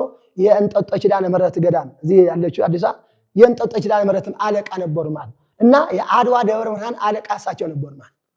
ከዛ በኋላ እኔ እዛ ስገባ ቅኔው አውቃለሁ፣ አቋቋም አውቃለሁ፣ ሁሉም ዜማው ሙሉ አውቃለሁ። ሙሉ ላይ በቃ ምን ነው እሳቸው በቃ ኃይለ ሥላሴ ከአሁን በኋላ ማታ ቀን ሰዓት ሲደርስ የመጣ ምሳ ከኔ ቤት አሉ እሳቸው ነው። በጣም በዚህ አጋጣሚ አርፈዋል። እሳቸውም ከዚህ ዓለም በሞት ተለይተዋል። መንግስተ ሰማያት እንዲያወርሳቸው ፈጣሪ ለምነዋል ማለት እና እዛ የንታ ክንፌ የሚባሉ የድጓ መምህር ነበሩ ማለት። እዛ በኋላ የንታ ክንፌ እዛ ድጓ ብፁዓንተ ዮሐንስ ብዬ ጀመርኩኝ ማለት። ብፁዓንተ ዮሐንስ ብዬ ጀምሬ ዮሐንስ ጨረስኩት ማለት። የዮሐንስ ዘመነ ዮሐንስ ጨርሼ ወደ አስተምህሮ ልገባ ስል አሁን ተማሪ የለም አድዋ ተማሪ ስለሌለ እንደ ልብ መቼም ትምህርት እኮ መምህሩ ቢኖር ተማሪ ከሌለ ትርጉም የለውም። ከተማሪ ጋር ግን ሐፂን ለሐፂን ይተዋሉ። አሁን ትቀጻጸላለህ ማለት ነው። አንተም እኔም ከኔ ትወስዳለህ፣ አንተም ከአንተም እኔ ወስዳለሁ። እንደዚህ እየተባለ ነው ትምህርት የሚሆነው ማለት ነው እንጂ እኔ ብቻዬን ስጮህ ምንም ትርጉም የለውም። እኔና እሳቸው ብንጮህ ብቻችንን ማለት ነው። ስለዚህ እኔ ደግሞ አይ ይሄ አልሆነም፣ ይሄ ብቻ እኔ 10 ጊዜ እየጮሁ ምግብ ጣፈጠኝ ብዬ ከሚገርም አንዲት እናት ነበሩ ግራዝማች ወልደ ጊዮርጊስ የሚባሉ አሰብ ሆቴል የሚባል አለ አድዋ ማለት ነው። እናታቸው ታላቅ ነበሩ። እዛ አጠገብ ቤተክርስቲያን ደብረ ብርሃን እዛ አጠገባቸው ነውና አሁን ከሚገርም የጥንት አባቶች በዚህ በሰሜን አካባቢ ልፋፈ ጽድቅ የምትባላለች መጽሐፍ በዚች አንገታቸው መነኮሳያቱ በዚህ የማይለያት ልፋፈ ጽድቅ ትባላለች። ከዛ በኋላ እኔ እዛ ስላሴ ሲያገኝ እኔን የምደግማት ያቺ ለኔ ይሰጡኛል። እሳቸው ዘመንገደ ሰማይ ትባላለች። እዛ እኔ ደግምላቸዋለሁ። እሳቸው ደግሞ በቃ ምግብ እያመጡ በቃ ዝም ብሎ ቀለ በቃ የንታ መልአከ ብርሃን ኤዎስጣቴዎስ ይመጉኛል፣ የግራዝማች ወልደ ጊዮርጊስ እናትም ይመጉኛል። ዝም ብዬ በቃ ምግብ ብቻ ሆንኩኝ። ኦሆ ይሄ አያዋጣም ብዬ ከአድዋ ተነስቼ ከየንታ ክንፌ የድጓ መምህር ጉባኤ ቤት ተነስቼ ወደ አክሱም ገባሁኝ ማለት። አክሱም ማለት አሁን ይኸውላችሁ ቅዱስ ያሬድ ትምህርት ቤት የሚባል አለ። ቅዱስ ያሬድ ትምህርት ቤት አሁን ብፁዕ አቡነ ዮሐንስ በረከታቸው የደረሰና ቀዳማዊ ማለት ነው የሰሩት ማለት ነው። የሐዲሳት ጉባኤ ቤት አለ፣ የብሉያት ጉባኤ ቤት አለ፣ የቅኔ ጉባኤ ቤት አለ፣ የድጓ የእንታ ገብረአብ አሉ፣ የእንታ በላይ አሉ፣ የአቆቃም የዝማሬ መዋሥዕት የእንታ ሃይማኖተ ብርሃን አሉ፣ የቅዳሴም አሉ። እንደዚህ የተማለጡ ብሎ እንደ አዳሪ ትምህርት ቤት ነው። በቃ ምግብ ተዘጋጅቷል። ምግብ የሚያዘጋጁ እናቶች አሉ፣ ኃላፊዎችም አሉ። በቃ እዚህ አዳሪ ትምህርት ቤት ነው። በቃ የእንታ ገብረ ጊዮርጊስ አሁን ከየት አመጧቸው? ከመካነ ኢየሱስ አመጧቸው ወደዚህ ማለት ነው። የእንታ ሄኖክ የሚባል ደግሞ የመንዝ ሰው ናቸው። የእንታ ሄኖክም የብሉያት የሐዲሳቱ መምህር ናቸው፣ የቅኔ መምህር ናቸው። የእንታ ገብረ ጊዮርጊስ የሐዲሳት የቅኔ መምህር ናቸው ማለት ነው። ከዛ የድጓ መምህር የእንታ ገብረአብ የእንታ ገብረአብ ማለት ከሚገርም በጣም ልዩ የሆኑ ባሕታዊ ልዩ የሆኑ መነኩሴ ናቸው። የእንታ ገብረአብ ማለት አሁን የእንታ ገብረአብ የእንታ ገብረ ማርያም ዳባት ገብርኤል የእሳቸው ተማሪ ናቸው። እንደዚህ ደግሞ ዳባ ሀደራ ተንቤን አለ የእንታ ይትባረክ ተማሪ ናቸውና ድጓው ልዩ በእነ የእንታ መርሻ ነው ማለት የእንታ መርሻ የምስክሩን ማለት ነው። እዛ የነበሩ ናቸውና እሳቸው እነ የእንታ መንግስቱ ገብረአብ የመንግስቱ ገብረአብ መምህር የእንታ ገብረአብ ናቸው ማለት ሊቀ ጉባኤ ኤርሚያስ የሚባለው እዚህ ነበሩ፣ አሁን አሜሪካ ነው ያለው። የእሳቸው ደግሞ መምህር ናቸው ማለት ነው። እነ ሞገስ የሚባለው አውክስም አለ፣ ሞገስ አለ አሁን አሜሪካ፣ እና አስፋው የሚባሉ አሉ። እነዚህ የእሳቸው ተማሪዎች የእንታ ገብረአብ ተማሪዎች ናቸው ማለት ነው። ከዛ እኔ ደግሞ ያን ጊዜ መምህር በላይ መርጌታ በላይ በዚህ በአውክስም ስም አጠራር ማለት ነው። መርጌታ ዋና ትልቁ የቤተክርስቲያኗ መሪ ነው ማለት ነው። መርጌታ በላይ ነው የሚባለው። ኋላ ነው ኑረ እድ የተባሉት እንጂ እኛ እያለን መርጌታ በላይ ነው የሚባለው የነበሩ። ትልቁ ስልጣን የአውክስም መርጌታ ነውና እሳቸው የድጓ መምህር ነበሩ። ከዛ በኋላ እኔ እዛ ገባሁኝ ማለት ነው። አሁን ወንድሞች አሉ። አይነ ስውር ችላነ ማርያም የሚባል ነበረ። ያሬድን የጎንደር ቃ ኢየሱስ ላይ ቤት መምህር የነበረው እሱም የኛ ጓደኛችን ነበረ። ከዛ በኋላ ሊቀ ጠበብት ዶክተር ሙሴ የሚባል አለ አሁን አሜሪካ አለ ማለት ነው። እሱም ተማሪዎች ነበሩ። አሁን የእንታ ላይ ከማርያም ደግሞ ኤርሚያስ የሚባል ነበር። አሁን እንኳን ጀርመን ነው ያለው። እነዚህ መሳሰሉ ከእንጀምር ጥሩ የሆነ እዛ መቼም ኑረ እድ ማለት ኑረ እድ በላይ ማለት መርጌታ በላይ ማለት እኮ መልአክ ዘምድር እኮ ናቸው እኮ ወላዲተ አምላክ። እኔ አሁን ዋሲቼ የምናገረው ነገር የለም። ኑረ እድ በላይ ማለት እኮ አንደበታቸው ክፉም አይወጣበት በእውነት ከሚገርም እኔ እንደ ኑረ እስከ ዕለተ ሞታቸው እስከ ፍልሰት እስከ ትናንትና ዕለት ማለት ምንም አፋቸው ከቃል እግዚአብሔር ውጪ ከስብሐተ እግዚአብሔር ውጪ ከጸሎት ውጪ ምንም በከናፍሩ ማይጸ ዞሴመ ሐዳሰ የተዋረሰ ዓለም የሚለው የቅዱስ ያሬድ ዜማ እኮ ለኑረ እድ ይመጥናቸዋል። በቃ እና ኑረ እድ እኛ አሁን ስንማር ማለት ነው እሳቸው ወንበር አለ ቁጭ አይሉ ቁመው ነው የሚያሰሙ። 5 ዓመት ሙሉ ቁመው እኛ መምህራን ለማድረግ ቁመው ነው የሚያሰሙ እንጂ ቁጭ ብለው እንደዚህ ሌሎቹ በቃ ቁጭ ብለው ተማሪ በዚህ ይዘራል ቁጭ ብለው ነው። እሳቸው ግን እንደቆሙ ቁመው ነው የሚያሰሙት ማለት እና ኑረ እድ በላይ ማለት እኮ መልአክ ዘምድር በእውነት ለኢትዮጵያ ኦርቶዶክስ ተዋሕዶ ክርስቲያን እኮ አለኝታ ባለውለታ የነበሩ አባታችን ናቸውና 5 ዓመት ከእሳቸው ጋር ድጓው 4 ጊዜ 5 ጊዜ ዘለቁት ማለት። ከዛ በኋላ የሚገርም እኛን ሲያስተምሩ ይውሉና 11 ሰዓት ሲሆን እኛ ወደ ቃል ትምህርት እንገባለን። ሰላም ለችለ ውዳሴ ማርያም እናደርሳለን። በቃ መስተጋቡ 40ቱ አርያሙ ሰለስቱ ቃል ትምህርት እናደርሳለን ማለት ነው። እሳቸው እንደገና ወደ እንታ ገብረ ጊዮርጊስ ሄደው ደግሞ ሐዲሳት ይማራሉ ማለት ነው። የሐዲሳትን መምህር እኮ ናቸው እኮ የቅኔ መምህር ናቸው፣ የሐዲሳትን መምህር ናቸው እኮ እንታ ኑረ እድ በላይ መረሳ ማለት ነው። እዛ እኛ እያስተማሩ እዛ ደግሞ ራሳቸው ይማራል ተማሩ ነው ማለት እና እንደዚህ ያለው በእውነት የአክሱም ሐውልት የኢትዮጵያ ኦርቶዶክስ ክርስቲያን ሐውልት ነበሩ ላይ ማለት። ከዛ በኋላ 5 ዓመት እዛ እሳቸው ጋር ተቀምጬ 59 ይሁን ገባሁኝ 64 ሰኔ ነው ወደ ቤተልሔም ሄድኩት የመርቆ ላኩኝ ማለት። መቼም በእውነት የሁሉ እንደዚህ እንደ አሁን ያድርገውና ብፁዕ አባታችን አቡነ ዮሐንስ ያ ትምህርት የሰሩት ድጓው እዛ ምስክር እንዲሆን፣ ዝማሬው እዛ ምስክር እንዲሆን፣ ሐዲሳቱ ብሉያቱ እዛ ምስክር እንዲሆን ነበር ያሰቡት ማለት ነው። እኛ ግን ወላዲተ አምላክ አልኩ ወላዲተ አምላክ መንግስቱ ገብረአብ አለ አሁንም እየሰማን ሊሰማ ይችላል ማለት መንግስቱ ገብረአብ ወንድሜ ማለት ነው። በቃ እዚህ አስመስክሩ ተውለናል። አክሱም አስመስክሩ በቃ ወደ ቤተልሔም አትሄዱ። አሁን እንደ ሐሳቡ ምንድነው ዜማው በሙሉ የተደረሰው አክሱም ነው። ምንም ጥርጥር የለውም እኮ አክሱም ሙራደ ቃል ሃሌሉያ አብ ሃሌሉያ ለወልድ ሃሌሉያ ለመንፈስ ቅዱስ ቀዳሚ ሃሌ ጽዮን ሰማየ ሳረረ ወዳግም አርአይ ለሙሴ ዘከመ ይገብር ግብራ ለደብተራ ብሎ ዜማውን ድጓውን በሙሉ የደረሰው እኮ አክሱም ነው። ይሄ ምንም የማይታበል ነው ማለት ነው። አሁን ቤተልሔም እኮ በአፄ ሱስንዮስ እንትኑ በከሳቸው የልጃቸው ማለት ነው መጻሕፍት በሙሉ በአፄ ሱስንዮስ በሙሉ ተቃጠሉ ማለት ነው። በሙሉ ተቃጠሉና መጻሕፍት በገዳማት የነበሩ በሙሉ ድጓው በሙሉ ዜማ በሙሉ መጻሕፍት ተቃጠሉ። ሲቃጠሉ አሁን አንድ መምህር ልሳነ እፍረት ይባላል የቤተልሔም ተወላጅ ናቸው ማለት እሳቸው መቼም የእግዚአብሔር ስራ እኮ እጹብ ድንቅ ነው። ለዛች ቤተክርስቲያን ቅዱስ ቤተልሔም ስማ እንዲጠራ ስለፈለቀ እግዚአብሔር ማለት እሳቸውም አይደል እግዚአብሔር እኮ ነው ያደረገው። ስማ የቅዱስ ቤተልሔም ስም እንዲጠራ ስለፈለገ በመምህር ልሳነ ወርቅ አማካይነት ያድጓ በሙሉ ተቃጥሎ እሳቸው ግን እንጨት ፈልፍለው በእንጨቱ ላይ አስቀመጧት ማለት ያቺ አሁን መጽሔት ድጓ አለች ማለት ነው።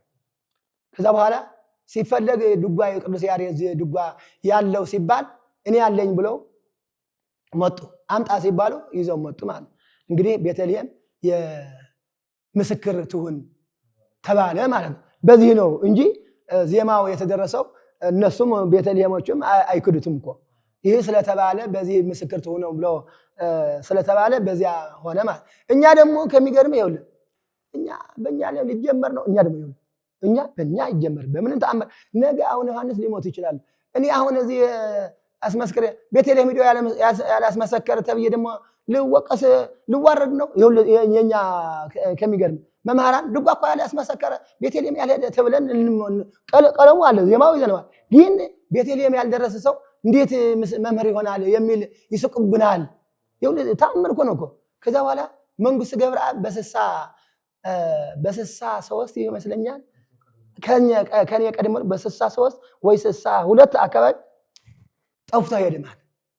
ከዛ በኋላ ጠፍቶ ሲሄድ ዋይ መንግስት ገብረአብ ጋር ጠፍቶ ሄደ። እኔ ደግሞ እዚህ በቀር ደግሞ ነገ መጥቶ ደግሞ አላመሳ እሱ መቼም ጓደኞች ነን እንዴ እኔ ደግሞ 64 ነው የሄድኩት። ኋላ የሚገርም 64 ሰኔ አካባቢ ነው የሄድኩት እኔ ወደ ቤተልሔም ማለት ነው። እና ከዛ በፊት ትንሣኤ እንደአሁኑ ማለት በ64 ማለት አጎቴ ያመጀመሪያ የነገርኩ ያስተማሩኝ ለዚህ ቁም ነገር ያበቃ አጎቴ አይዋ መምህር ተክለ ሃይማኖት ገብረስላሴ እስከ መጨረሻ ይከታተሉኛል። ምን ላይ ደረሰ ምን እያሉ ይከታተሉ ነበር ይረዱኝ ነበር ማለት ዋይ ይሁሉ ይረዱ ይሁሉ ልጃቸው ነው። እነ ጨስ ዘማርያም እና ወይዘሮ አለፈች እኮ ወልድ በስጋ ወለዱ እንጂ የኔ አባት እኮ አይዋ ተክሌ ናቸው የመንፈስ አባቴ ብዬ እሳቸውን ለመሰናበት ከአክሱም ወደ ሰሐርቲ ወደ ትውልድ ሀገሬ በተንቤን አድርጌ በእግሬ ማለት አሁን መኪና ለምን የለኩ በእግር እኮ 3 ቀን በቃ በ3 ቀን እየለመንኩ ትግራይ አዛ ሰሐርቲ ወረዳ እንዳይስጣሽ ደረስኩኝ ማለት ትንሣኤ ከቤተሰቦቼ የዋልኩኝ ማለት ደስ አላቸው። እዛ ማህሌት መቼም ከሚገርም ልዩ ነው። እነ የማነ ብርሃን መርጌታ አለ ወንድሜ ያጎቴ እነ መርጌታ አስገደማሉ እነዚህ በቃ አድጋባሉ በቃ ዝም ብሎ እኔ ደግሞ ተጨመርኩበት ምን ዝም ብሎ ዓለም ነው የሚሆነው። ከዛ ተደሰቱ እሳቸው በጣም ተደሰቱ። ለምን መጣህ? እንግዲህ አባታችን በሶ ፈቃድ በእግዚአብሔር ቸርነት እንደዚህ ጨርሻለሁ። አሁን ወደ ቤተልሔም አሁን ዮሐንስ ቋት ሄድ እያለን ነው ግን እኔ እንደዚህ አልኳቸው ማለት ነው። ወለተ አምላክ እኔ ዋሲቼ እኮ እሳቸውም እየሰሙኝ ነው ሙተዋል የሉም እኔም አለሁ እግዚአብሔርም አለው ነው። አሁን አንድ ቤት እንትን ጄሶ ትልቅ ጄሶ ነበር የእሳቸው የተከሉት ዝም ብሎ እንደ ዋርካ ሆኖ ማለት ወደዚያ ገባን ወደዚያ ዋርካው አሁን የለም ደርቋል ጄሶው ደርቋል። ገባንና አንተ አሁን ልጅ ነው ሞተ 50 ብር ሰጠኝ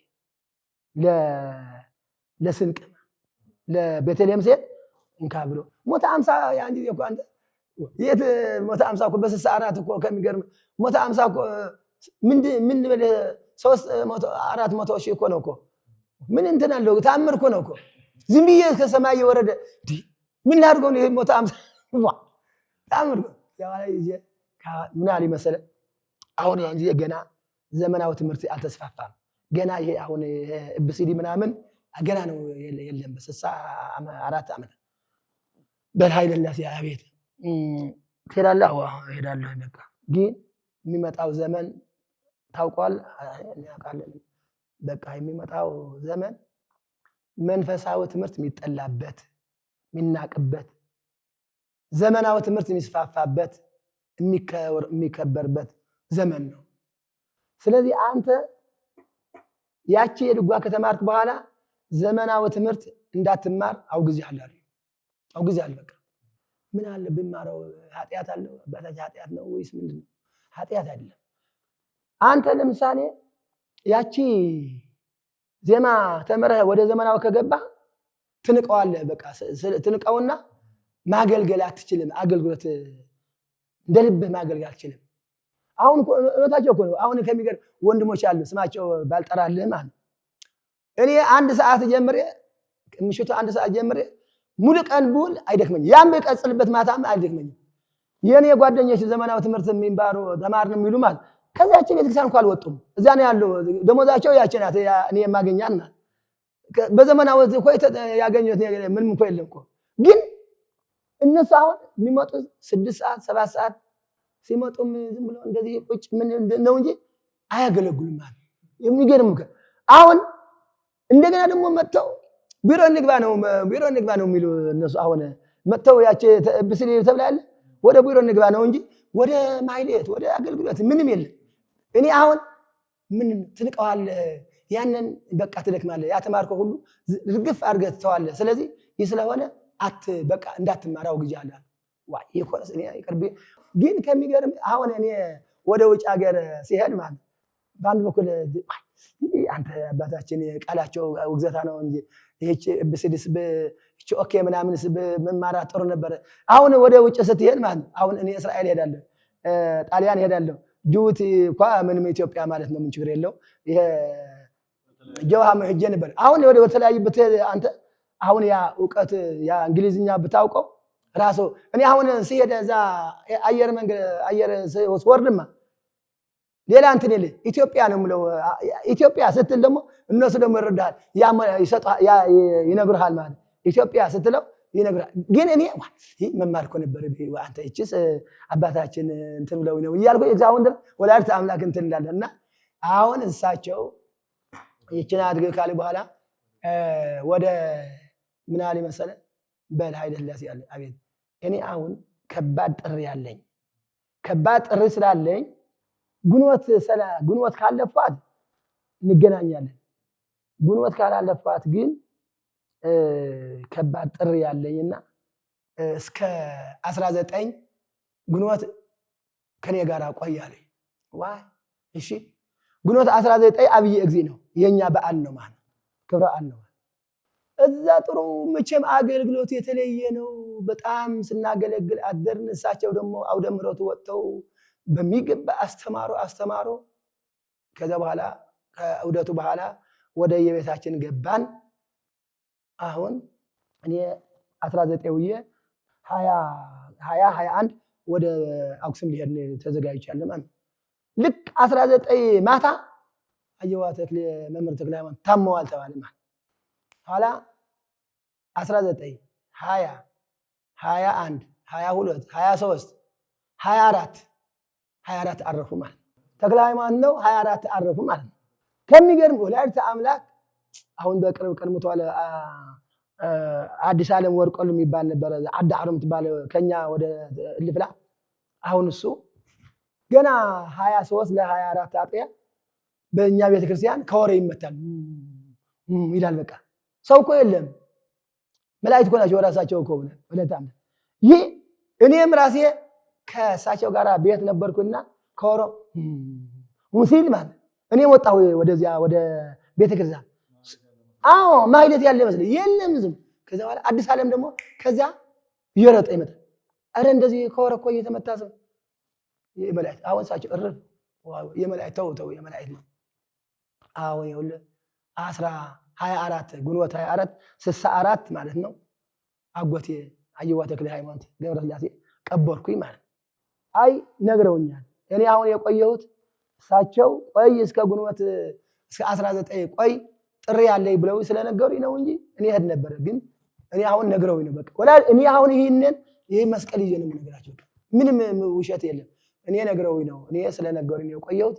ከዛ በኋላ ብዬ እሳቸው ቀሬ ነግረውኛል አባቴ አሁን የቆየሁትም ለዚህ ነው ብዬ እነሱና ቤተሰቦችን አጽናንቼ ወደ ምድብ ስራዬ ወደ ቤተ ወደ አክሱም ሄድኩኝ።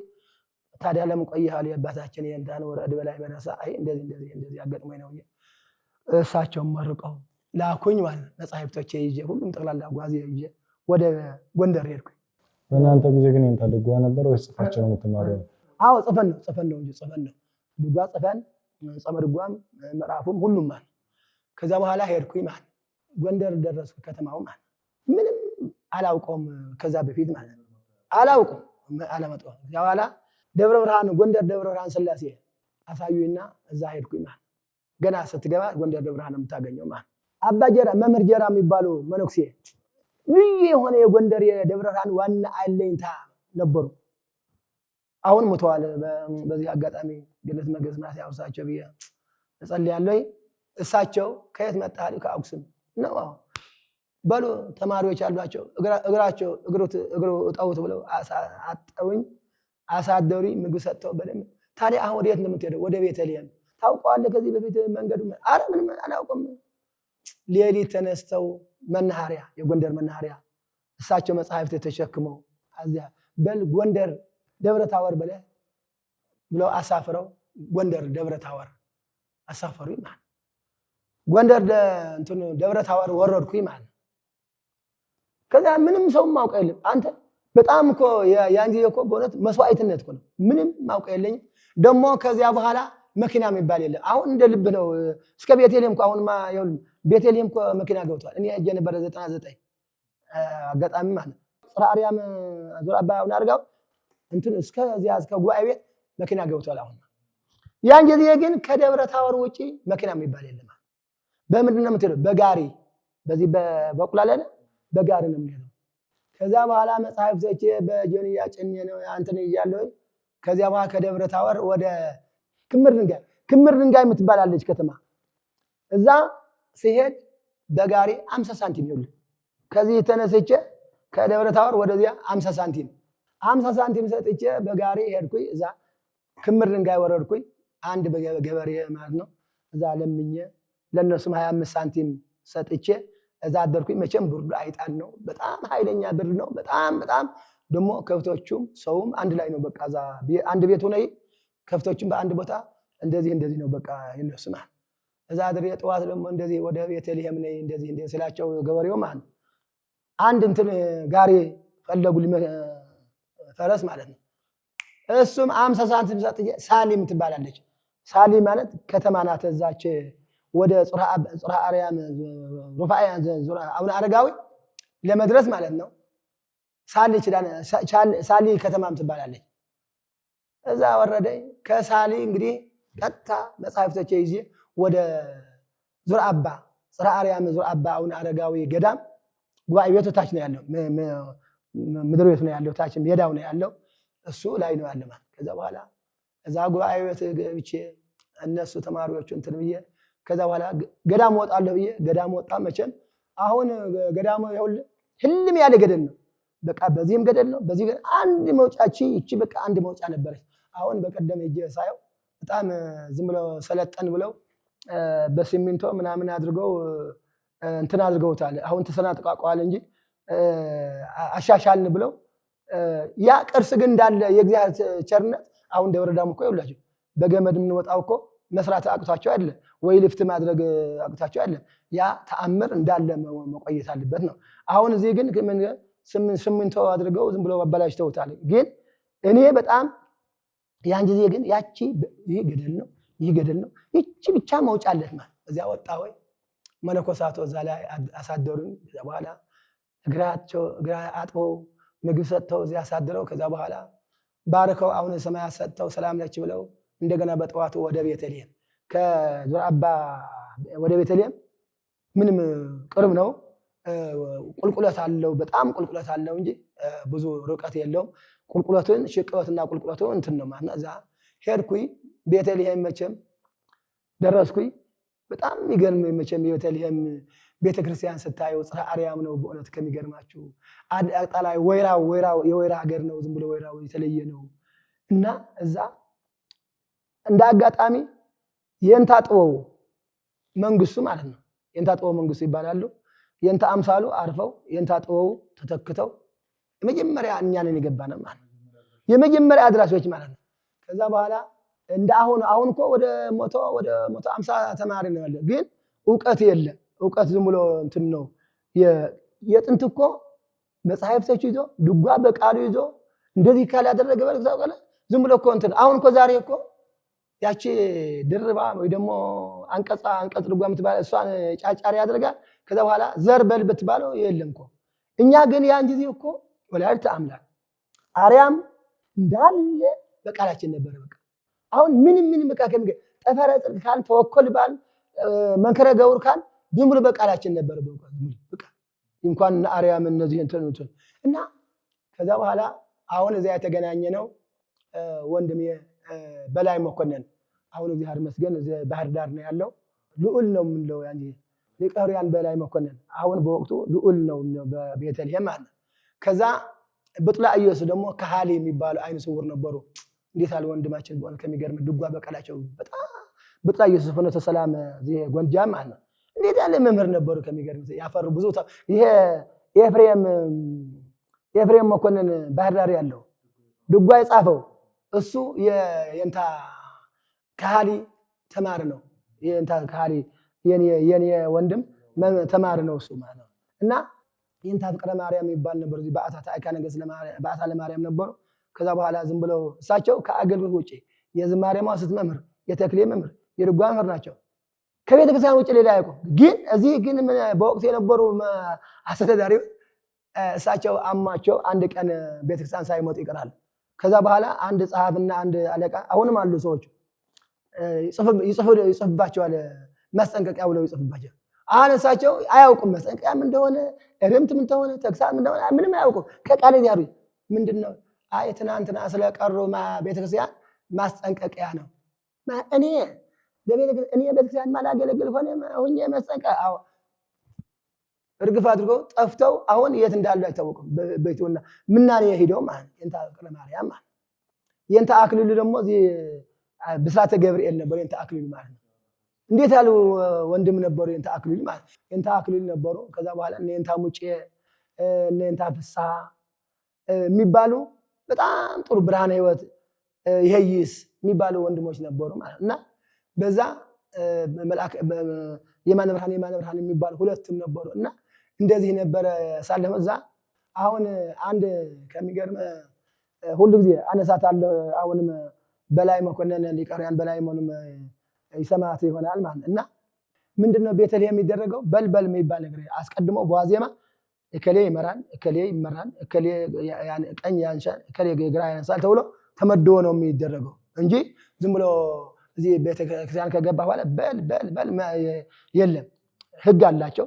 በቃ እከሌ ይመራል፣ እከሌ ይመራል፣ እከሌ ቀኝ አንሺ ይባላል ማለት እና እሱ ደብረ ታወር በ1964 ዓመተ ምህረት ደብረ ታወር ነሐሴ 13 ማለት ነው። አየዋ ልዑል እሳቸው ናቸው የሚወደው የእንታ ጦ አየዋ ልዑል ይመራሉ። አየዋ ዘረዳዊት እኔ ዘረዳዊት ነኝ። አየዋ ዘረዳዊት ይመራሉ። እከሌ በዚህ ደግሞ ቀኝ አንሺ ግራ አንሺ እከሌ ናቸው ብለው ይመድባል ማለት ከዛ በኋላ እንቆማለን ማለት ነው።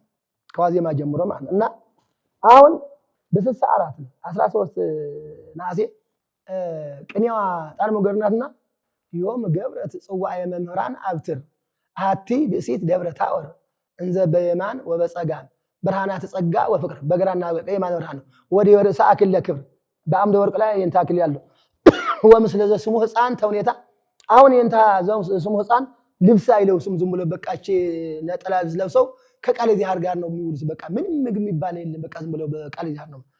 መርህበ ፍስሐ ማእምር እምሃለወ ፍቅረ ማርያም አኮን ድራር ማሕሌተ መላእክት ክቡር ዘሰረጸ ሰርጸ የሚባል ነበር። እምዘራ ዳዊት በኩር እኔ የዘራ ዳዊት እምኩሉ ይሄይስ የሚባል ነበር።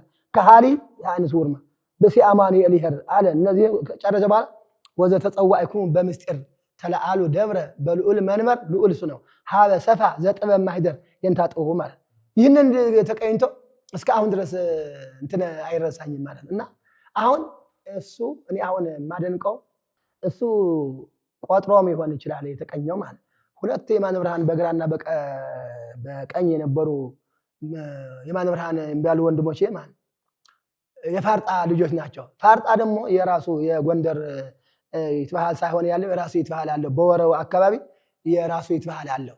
በማስረገጽም በከወራ አመታትም በዚህ ወረው እንትን ማድረግም የራሳቸው ባህል አላቸውና አሁን እነሱ ሁለቱ የማነ ብርሃን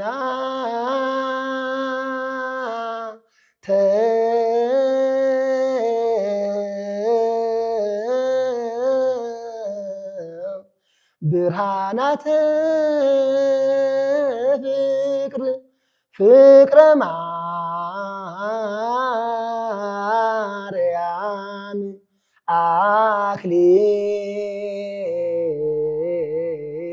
አክሊል ፍስሐ ዘስሙ ሕፃን ይህንን የታችኛው ካል በኋላ ግድግዳ ነው እምዘራ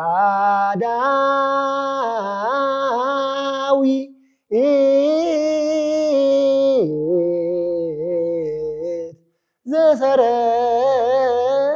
ዘሰረጸ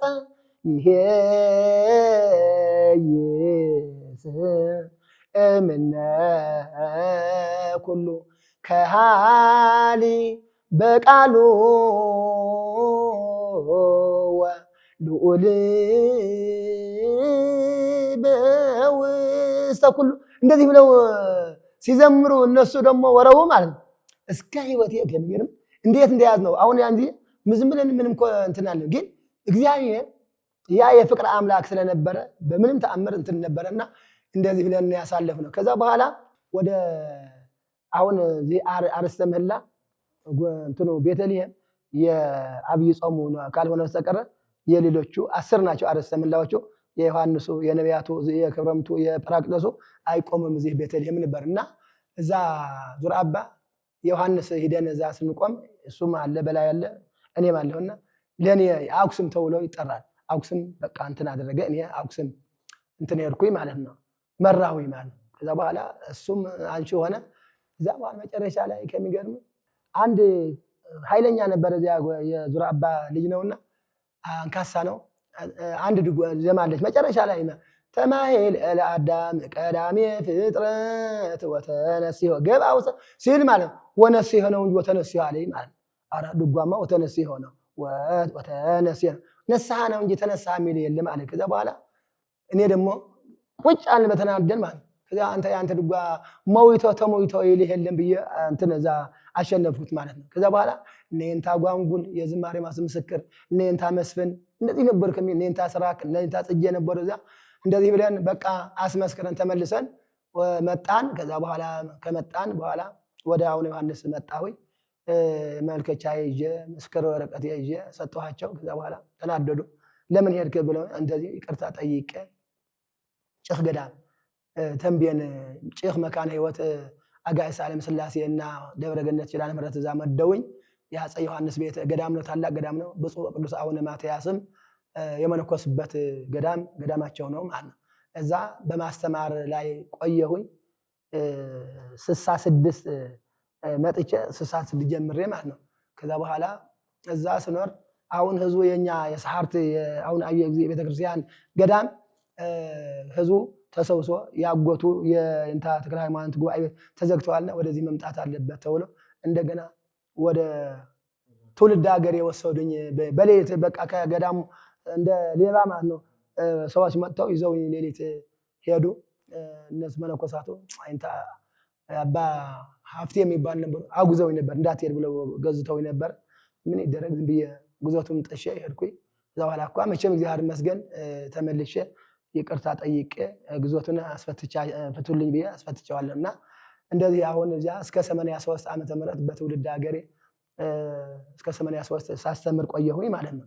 ካስተማርኩ በኋላ ብዙ ተማሪዎች አሁን በየአካባቢው እና አፈወርቅ እና ገብረ ኪዳን ሌሎች እዚያ መቀሌ በትግራይ ማለት ነው ብዙ ተማሪዎች ካፈራሁ በኋላ እስቲ እንታ በህይወት ታሪኮት ላይ ቃለ እግዚአብሔር ነበር እየተማሩ የቆዩትና አሁን እንደነገሩ ደግሞ ከ15 ዓመት በላይ ወንበር ዘርግተው አስተምረዋልና በህይወት ታሪኮት ላይ ደግሞ 341 ሊቃውንት ነው ተሰብስበው እርሱን ወደ ቢሮ ስራ ያስገቡትና እስቲ ይሄ አጋጣሚ ምን እንደሚመስል እንደዚህ ከሚገርም አሁን ይኸውልህ እሱ እኔ አሁን ወደዚህ አስቤው ማለት በጣም የሚገርም ነውና የእግዚአብሔር ስራ ነው።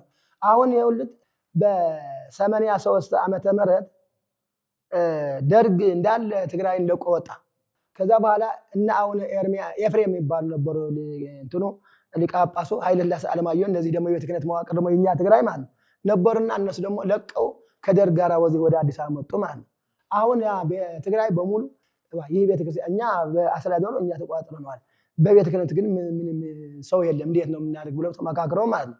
ከዛ በኋላ ከመላው ትግራይ ማለት ነው ከየወረዳው ማለት ሶስት እንትን አድርገው ማለት ነው ወደ 341 ሊቃውንት ካህናት ጉባኤ ተጠራ ማለት ከታኅሳስ 4 እስከ ታኅሳስ 8 1983 ዓመተ ምህረት ማለት እዛ መዘጋጃ ቤት ነበረ ስብሰባው። በቃ በተለያዩ ርዕሶች ተነስተው ብዙ ነገር ነበረ ተወያየንና ከዛ በኋላ መዋቅሩ መዋቅር አለበት ተብሎ ማለት ነው ምርጫ ሲደረግ ማለት ነው እኔ አንደኛ ደረጃ የክልል ትግራይ ማለት ነው ስራ አስኪያጅ ሆኜ በ341 ድምፅ ተመረጥኩኝ ማለት ነው።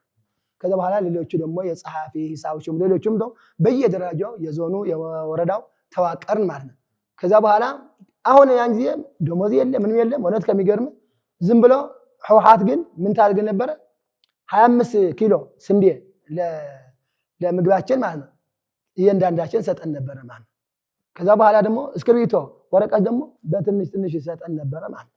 ከዛ በኋላ ታኅሳስ ጥር የካቲት መጋቢት ሚያዝያ ግንቦት ደርግ ሙሉ ከኢትዮጵያ ተለቀቀ ማለት ነው።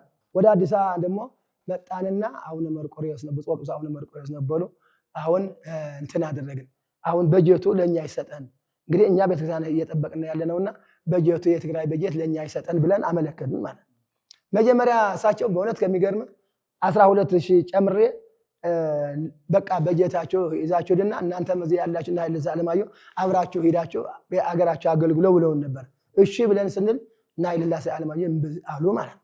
ከዛ በኋላ ቋሚ ሲኖዶስ የሚባለው በወቅቱ ተሰብስቦ እኛ አናውቃቸውም እነዚህ ሽፍቶች ተባለን እኛ ቤተክርስቲያን ስንጠብቅ ለቆየ ነው እነዚህ አናውቃቸውም የምናውቃቸው ኃይለ ዓለማየሁ ነው ብለው እንትን አሉ ማለት ነው። ከዛ በኋላ እኔ ወደ ጠቅላይ ሚኒስትር ሄደን አመለከት ማለት እኛውን መተን እንደዚህ ብለን ነበር ግን ሊቀበሉን አልቻሉም። ስለዚህ ከአሁን በኋላ እንደ ኤርትራ ነው የምንገነጠለው በቃ አልናቸው ማለት ነው። እንግዲህ እነሱ አናውቃቸውም ካሉ እኛ ደግሞ አናውቃቸውም ነው የምንላቸው አልናቸው። ከዛ በኋላ እነሱ ደግሞ ተመካከሩና አይ ቤተክርስቲያናችን ሲጠብቅ ለነበር ነው እንጂ መሆን ያለበት ብለው ኤፍሬም የሚባል አንድ የጠቅላይ ሚኒስትር ተወካይ ነበረ ጻፈልን። ያ በጀታችን ይዘን ወደ ትግራይ ሄድን ማለት አሁን ትግራይ ይኸውልህ ከ83 እስከ 88 ለ6 ዓመታት ትግራይ በሙሉ አስተዳደርኩኝ ማለት ነው። አሁን ከሚገርም አውዛ የሰራሁት ጊዜ አይኖርም እንጂ ፍሬምና ጥስ አባ ሰላማ ከሰተራ አሁን ኮሌጅ ያለው ማለት እኔ ነው ያስመለስኩት። በቃ አጠቃላይ ኢላላ የሚባል የሴቶች ገዳም አለ ወደ 7 ሄክታር እኔ ነው የጠቅላላ እንትን የተረከብኩት ማለት ቤቶች በሙሉ እዚያ የነበሩ ደርግ ወርሷቸው የነበሩ ቤቶች በሙሉ ከማጫው ጀምሮ እስከ ሽሬ ማለት ነው በሙሉ ቤቶችን በሙሉ እንዳለ አስመለስኳቸው ማለት ነው በወቅቱ ማለት። ከዛ በኋላ ጥሩ ስራ ሰራን።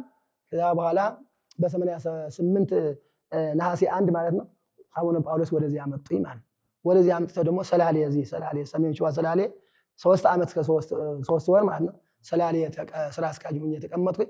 እዚህም ከሚገርም ጥሩ የሆነ ከሚገርም እስካሁን ድረስ አሁን የኦሮሞ ህዝብ እንደዚህ ይላል በእውነት ንጹህ ህሊና ያለው ሰው ሰራተኛ ከሆነ አይቀየም። የኦሮሞ ህዝብ በጣም ከሚገርማቸው እኔ አሁን እስካሁን ድረስ እንደ ባላባት ነው። አሁን ደብረ ሊባኖስ ሄድ አሁን ደብረ ሊባኖስ እንደ አንድ መሪ ነው እስካሁን ድረስ ማለት ነው። ደብረ ጽጌ እንደዚህ ነው ማለትና ደብረ ጽጌ መብራት አስገብቼላቸው ጥሩ የሆነ ስራ በደብረ ሊባኖስም በዚህ በሰላሌም ጥሩ ስራ ሰራሁኝ። ከዛ በኋላ ደግሞ ከዛ መጥቼ አዲስ አበባ ሀገረ ስብከት ማነው ድሬዳዋ አዲስ አበባ ሀገረ ስብከት ምክትልና ጸሐፊ ሆኜ አዲስ አበባ ሀገረ ስብከት ለ2 ዓመት ሰራሁኝ ማለት ነው። ከዛ በኋላ ደግሞ ወደ ድሬዳዋ ሄድኩኝ ማለት ድሬዳዋ ደግሞ ስራ አስኪያጅ ሆኜ ሄድኩኝ። 2 ዓመት ነው የተቀመጥኩኝ። የእግዚአብሔር ስራ ጽው ድንቅ ነው። እዛ አባይ ፀሐዬ መልአክ ፈንታ የሚባል ወንድማችን አለ። አሁን እሱ አባይ ፀሐዬ በዚህ ዓለም የለም። እሱ መልአክ ፈንታ ግን አለ። ፌደራል ጉዳዮች ነበሩና ለስብሰባ መጥተው ደርግ የወረሳቸው ቤቶች እዚህ ድሬዳዋ ወደ 35 ቤቶች አሉ። ስለዚህ ሊመለሱ አልቻሉም ብዬ ሐሳብ አቀረብኩኝ።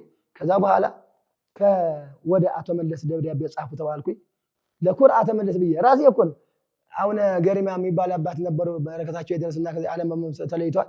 ለኩር አቶ መለስ ብዬ ስጽፍ አንተ ደረጃ ሳትጠብቅ እንዴት ወደ ኩር አቶ መለስ ብለህ ትጽፋለህ አሉኝ። እሳቸው እንዴ ለማኝ እኮ ነው አባታ እኔ እኮ ለማኝ እኮ ቦታ አይመርጥም ባለስልጣን አይመርጥ ሀብት አይፈን ደሃይ ሁሉም ምን ነው እንጂ ምን አለባታችን አልኳቸው። ወይ ጉድ!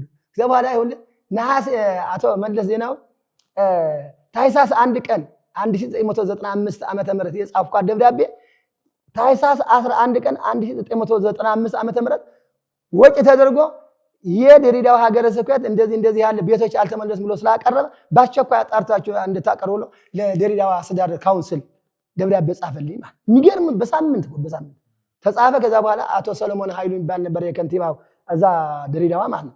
ጠራኝና እንደዚህ ተሰበሰብና ኮሚቴ ተዋቀረ። ወዲያውኑ 29 ቤቶች በ3 ወር ባልሞላ 29 ቤቶች አስመለስኩኝ ማለት ነው። ከሚገርም አስመልሽ የተረክቤ ከዛ በኋላ ጥቅምት 1996 ማለት ነው እዚህ ጠቅላይ ሰበካ ጉባኤ የሚባል አለ እዛ 29 ቤት አስመልሽ ብዬ ስናገር ጭብጫው ቅልጥ አለ በቃ። አዎ ከዛ በኋላ ይኸውልህ የሚገርማችሁ ያ አመሰገንና እንደዚህ ጽፈን 18 ደብዳቤ ጽፈን ምን መልስ አዲስ አበባ ሊሰጠን አልቻለም እያሉ ሲያቀሩ እኔ ደግሞ እጅ አወጣን። አባታችን መጽሐፉ እንዳለ ሆኖ ቁጥጥር ሳለ ወይ ትቆጣጠራላችሁ ወይ? ለጻፋች ደብዳቤ እኮ ቁጥጥር እኮ ያስፈልገዋል፣ ክትትል እኮ ያስፈልገዋል። መጽሐፍ ብቻ እኮ ትርጉም የለውም ብዬ ተናግሬ ይህች ደግሞ እነሱ እንደ ራስ ምታት ሆነችባቸው። እንደ ወቀሳ አሁን የኛ አባቶች እኮ ሲወቀሱ እኮ ሰማይና ምድር እኮ ነው እንትን የሚላቸው ማለት መውቀስ እኮ እኔ ለአባቴ እንደዚህ እኮ አባቴ ብልኮ ኃጢአት የለም እኮ እሱ ደግሞ ለኔ ለልጁ እንደዚህ ነው ምን የሚያስቀይማል። እሳቸው ግን ልክ እንደ ራስ ምታት ሆነችባቸውና ወደ አቡነ ጳውሎስ እዛ ጉባኤ እኮ ነው ተደርጎ የማይተው ወደ ጉባኤ ቀረበልና ወደዚህ ይምጡ ከድሬዳዋ ስራ አስኪያጅ ወደ ቤቶችና ህንጻዎች አስመላሽ ኃላፊ ሆነው ውለው ይነግሯቸው። ህግ እኮ የለም። ቅዱስ አባታችን ሊቀ ማእምራን ኃይለ ሥላሴ ወደዚህ መጥተው የቤቶችና ህንጻዎች አስመላሽ ኃላፊ ሆነው እንዲሰሩ ቅዱስ አባታችን ፈቅደዋል ብሎ እዛ ጉባኤ በጣም አዘንኩ። ይሁን ግዴለ ከዛ በኋላ ይኸውልህ እስከ አሁኗ ሰዓት እስከ 2012 ማለት ነው የቤቶች አስመላሽ ኃላፊ ነበርኩኝ ማለት ነው። ይኸውልህ ሰማኛል 527 ቤቶች ለዚህች ቤተክርስቲያን አስረክቤያታለሁ ማለት ዶክተር አብይ አህመድ አሁን እነዚህ አራቱ ያስረክዋቸው እኮ በአቶ መለስ በፕሮሰስ ነበሩ ተይዘው ማለት በፕሮሰስ ጥናት ሲደረግላት እኔ እያቀረብኩ ለጠቅላይ ሚኒስትር ማለት አቶ ወርቁ ጋንጉል ይባላል አሁን ጠቅላይ ሚኒስትር ማለት እሱ እያቀረብን አቶ ብርሃኑ አደለም ይባላሉ እያቀረብን አቶ ሙክታር ከዲር እና ደበበ እሸቱ የሚባለው እነዚህ በሙሉ በፕሮሰስ ነበር። አቶ ኃይለ ማርያም ሲመጡ በፕሮሰስ ነበር። ከዛ በኋላ ሳያልቁ ሲቀሩ መጨረሻ ላይ ወደ ዶክተር አብይ አህመድ ደረሱ ማለት ነው። በቅርብ ቀን የተመለሱ በ12 የተመለሱ ማለት በዚህ በቅርብ ቀን የተመለሱ እና አሁን አጠቃላይ ለቤተክርስቲያኑ ወደ 527 ቤቶች አስመልሼላታለሁ ማለት አሁን ይሄ ሲል ጓደኞችም ነበሩ። አሁን እነሱ እኔ ብቻ ሳይሆን እነ ሊቀ ካህናት ብርሃኑ እነ ኃይለ ሥላሴ አለማየሁ እነ በላይ ጸጋይ እነ የተለያዩን እነ ቀሲስ ዮሐንስ ኤልያስ እነ አቶ ታደለ እነ ቀሲስ መምህር ተዘራ ወርቁ የሚባሉ ወንድሞችም ከኔ ጋር ሆነው ብዙ ይሄንን ሰርተን በቃ ለቤተክርስቲያኗ ይሄንን አስረክበናል ማለት ነው። አሁን ከሚገርም ከዛ የካህናት አስተዳደር መምሪያ ሆኜንም ከሚገርም ይሄ ከብፁዕ ቅዱስ አቡነ ጳውሎስ ጀምሮ እስከ አቡነ ማትያስ እስከ 2013 ማለት ነው። በቃ እንደዚህ አር ፈቃድ በዓለ መስቀል በዩኔስኮ እንዲመዘገብ በዓለ ጥምቀት በዩኔስኮ እንዲመዘገብ አድርገን ካህናት አስተዳደር መምሪያ ኃላፊ ሆኜም ብዙ ስራ ሰርተን ለዚህ በቅተናል። የንታርሶ በአገልግሎት ሀገር ውስጥ ብቻ ሳይሆን ሀገርም ውጪ ብዙ ሀገራትን ዞሮ አገልግለዋልና የውጭ ሀገር አገልግሎት ምን እንደሚመስልና በመጨረሻም ደግሞ ይሄን ሁሉ ስራ ሲሰሩ መቼስ ብቻውትን ሆኖ አይደለምና ማመስገን የሚፈልጉት አካላት ካለ እነዚህን አመስግነው ፕሮግራማችን በጣም አመሰግናለሁ። አሁን እኔ ውጭ ሀገራት እንደ እግዚአብሔር ፈቃድ እስራኤል ሀገረ እስራኤል ቅድስት ሀገር ኢየሩሳሌም 4 ጊዜ ሄጃለሁ። በእውነት ከሚገርማችሁ ጣሊያንም ሮም ደብረ ጽዮን ቅድስት ማርያም ቤተክርስቲያን የኛለች እዛም 3 ጊዜ ሄጃለሁ ማለት ነው። እዚህች ጅቡቲም ራሱ ገብርኤል አለ እዛም ሄጄ ያቅም እንትን ይያለው ጆዋ ደሞ ደቡብ ሱዳንም እዛ ሄጃለሁ። እኔ አሁን ከሚገርም በዚህ በኢየሩሳሌም ያሉ ኢትዮጵያውያን ማለት ከሚገርም አሁን ኮዚ እኮ ነው ዘር የሚታወቀው። አንተ የሚገርም እኔ እኮ እንዴት ያለ መርገም ነው አንተ እንዴት ያለ መርገም ነው። እዚያ እኮ ዘር እኮ የለም እኮ አሁን እስራኤል ብትሄድ እኮ ኤርትራውያን ኢትዮጵያውያን አንድ ናቸው እኮ እንደዚህ ምንም እኮ ምንም እንትን የለም። ከሚገርም መነኮሳቱም ካህናቱም ምዕመናኑም ወጣቶቹም አሁን እኮ መዓት የመጣብን እዚህ አገር እኮ ነው እንጂ ማለት እዛ እኮ ከሚገርም ጎልጎታ ብትሄድ፣ ቤተልሔም ብትሄድ፣ ደብረ ኢያሪኮ ቅዱስ ገብርኤል ቤተክርስቲያን ብትሄድ፣ እዚያ ደብረ ገነት ኪዳነ ምሕረት ብትሄድ እዚያ ያለው አገልግሎት ከሚገርም ማለት የሚገርም እኮ ነው። ሁሉ እዛ የመጣ ምእመን ሁሉ ስጋ ወደሙ ተቀባይ ነው። ደግሞ ንግግር የሚባል አንተ እዚህ የሚባል ነገር የለም ማለት ነው። እኔ ቦታ እስራኤል 4 ጊዜ ነው የሄድኩት። እዛ ያለው አገልግሎት፣ እዚያ ያለው ጸሎት፣ የሰርክ ጸሎት አለ፣ የነግህ ጸሎት አለ። አጠቃላይ ስታየው በእውነት ከሚገርማቸው በእውነት ኤርትራውያን ካህናት ኤርትራውያን ደግሞ ከሚገርም እዚያ ኤርትራውያንማ ደግሞ የኛ 7 ቤተክርስቲያን አለው እስራኤል። እነሱ ደግሞ ኤርትራውያን ደግሞ የሚገርም እኮ ነው 7 ቤተክርስቲያን አላቸው። በኢየሩሳሌም አሁን አርጋው አላቸው። በዚህ በተለአዩ ደግሞ የማርያም ቤተክርስቲያን፣ የገብርኤል ቤተክርስቲያን፣ የሥላሴ ቤተክርስቲያን፣ የመድኃኔዓለም ቤተክርስቲያን፣ የሚካኤል ቤተክርስቲያን ወደ 7 ቤተክርስቲያን ሰርተዋል። እነሱም ራሱ ግን ይሁን እንጂ ጎልጎታ ደብረ ገነት ኪዳነ ምሕረት ግን በቃ አይለያዩም። በቃ እና እንደዚህ ያለ የተለየ ማን ልዩ የሆነ በጣም በዚህ አጋጣሚ በእውነት እዚህ ያሉ መነኮሳት በእውነት አመሰግናቸዋለሁ ማለት ነው። ከዛ በኋላ እዚህ ያለው ደግሞ እዚህ ጣሊያን ሮም ቤተክርስቲያን ከሚገርም ማለት እዛም አንተ ዘቼፋ አንተ ዘአጵሎስ አንተ ምንም የለም። አንተ የሚገርም እኮ ደግሞ እዚያማ እዚህ ጣሊያንማ አባ መልአከ ፀሐይ አባ ሰላማ አባ ኤፍሬም አባ ገር እግዚአብሔር ሁለት ደግሞ አንዱ መርጌታ ያሬድ የሚባላል፣ አንዱ ደግሞ ሰሎሞን የሚባላል። እነዚህ ናቸው 5 አገልጋዮች ማለት ነው። 365 ቀናትማ ተአምረ ማርያም ተፈሲ ማርያም ብለው ተአምረ ማርያም 365 ቀናት ኪዳን አይታጎልም። አንተ የሚገርም እኮ አሁን እዚህ አዲስ አበባ 300 400 ካህናት ነው ያለው አለ። በሽፍት ነው 6 ወር ያርፋሉ፣ 6 ወር ያገለግላሉ ማለት ነው። እዛ ግን ይኸውልህ በሙሉ 365 ቀናት በጸሎት በኪዳን በተአምረ ማርያም በሰዓታት በቅዳሴ እንደዚህ። ከዛ በኋላ ህዝቡ ደግሞ ከሚገርም አንድ ንግግር እዛ ቤተክርስቲያን ገብቶ አንተ ከየት መጣ አንተ ከዚህ መጣ የሚባል ዘር የሚባል የለም። እኔ አሁን የማደንቀው ደግሞ መጥቶ ስጋው ደግሞ ተቀባይ ወጣቶቹ ደግሞ ሰንበት ትምህርት ቤት ይኸውልህ እዛ በመንግስት እየሰሩ እዛ የተለያዩ ስራ እየሰሩ ሰንበት ትምህርት ቤት አቋቁመው እነዚህ ያዛ ዝማሬ ስንዘምር ማለት ነው የሚያስረግጡ እኮ ሰንበት ትምህርት ቤቶች ሆናቸው። በጣም የሚገርም እኮ እና ይሄ እንደዚህ የመሰለ ዓለም እንደዚህ የመሰለ ህይወት ነው ያላቸው ማለት እና በዚህ አጋጣሚ እዚህ ያሉ መነኮሳት እዚህ ያሉ የኢትዮጵያ ኦርቶዶክስ ምእመናን ሁሉ በዚህ አጋጣሚ አመሰግናቸዋለሁ። በጅቡትም አሁን አባ መልአከ ኃይል አባ ኃይል እንትን ገብረ ኪዳን የሚባል አለ። ከዛ በኋላ ደግሞ በጸሎት የሚባል አለ። ከዛ በኋላ አባ ገብረስላሴ ይባላሉ። ሰርጾ የሚባል ዲያቆን አለ። እነሱም ጠቅላላ 365 ቀናት ጅቡቲ እኮ ነው በፀሐይ እየተቀቀሉ እዚህ ሁሉ ሙቀት ነው። 365 ቀናት በኪዳን በተአምረ ማርያም በተፈሲ ማርያም በቅዳሴ እዚህ ደግሞ ጅቡቲ ማለት ነው። እንደዚህ መሰል እኮ አንተ እንደዚህ ያለ ህይወት እኮ አላቸው እኮ ማለት እና ህዝቡ ደግሞ አይለ የሰርክ ጸሎት አለ፣ የነግህ ጸሎት አለ። እንደዚህ መሰለ ነው ያለውና ደብረ ምሕረት ቅዱስ ሚካኤል ጆሃ ደግሞ እንደዚሁ እንትን ጥሩ ነው ያለውና በውጭ ሀገር ያለ አገልግሎት በሆነ ደግሞ ስጋ ወደሙ ተቀብለው ወላዲተ አምላክ አልኩ ምእመናን በሙሉ ወጣቶች ሁሉ ስጋ ወደሙ የማይቀበል ቤተክርስቲያን ብዙ አይመጣም እና እንደዚህ ያለ ህይወት ነው ያለውና በውጭ ያለው ዚያር በጣም እድሜውን ጠና መስጣቸው እንኳን ለብርሃነ ትንሳኤው በሰላም አደረሳችሁ። እግረ መንገድ እንኳን ለብርሃነ ትንሳኤው በሰላም አደረሳችሁ ማለት እፈልጋለሁ። ምስጋና በእውነት ከሚገርም ይሄንን 527 ቤት ስንሰራ ብቻ አይደለም። አንደኛ የመንግስት ብፁዕ ቅዱስ አቡነ ጳውሎስን በረከታቸው ይድረሰና አመሰግናለሁ። በእውነት ብፁዕ አቡነ ገሪማን በእውነት እሳቸውም የሉም፣ እሳቸውንም አመሰግናለሁ በእውነት በጣም ይከታተሉ ነበር። ከዛ በኋላ አሁንም ያሉት ብፁዕ ቅዱስ አቡነ ማትያስ ቀዳማዊ ፓትርያርክ ጳጳሳት ኢትዮጵያ ጳጳሳት ወቄ ዘመነ ወርተ ሃይማኖት በጣም አመሰግናቸዋለሁ። በጣም እንትን ያደርጉ ነበር፣ ክትትላቸው ጥሩ ነበር ማለት። ከዛ ወደ መንግስት ስትሄድ ደግሞ ከሚገርም ማለት አቶ መለስ ዜናዊ በእውነት በ1987 ዓመተ ምህረት ከየካቲት 1 ቀን ቤቶቿ በሙሉ ይመለሱ ብሎ ያዘዘ ውሳኔ ደብዳቤ ያሰራጨ አቶ መለስ ነው። ከዛ በኋላ አቶ አባይ ፀሐዬ አቶ መልአኩ ፈንታ ከዛ በኋላ ሽፈራው ሽጉጤ የሐዋሳ ገብርኤል ትምህርት ቤት ማለት ነው ያስመለስኩት እኔ ነኝ።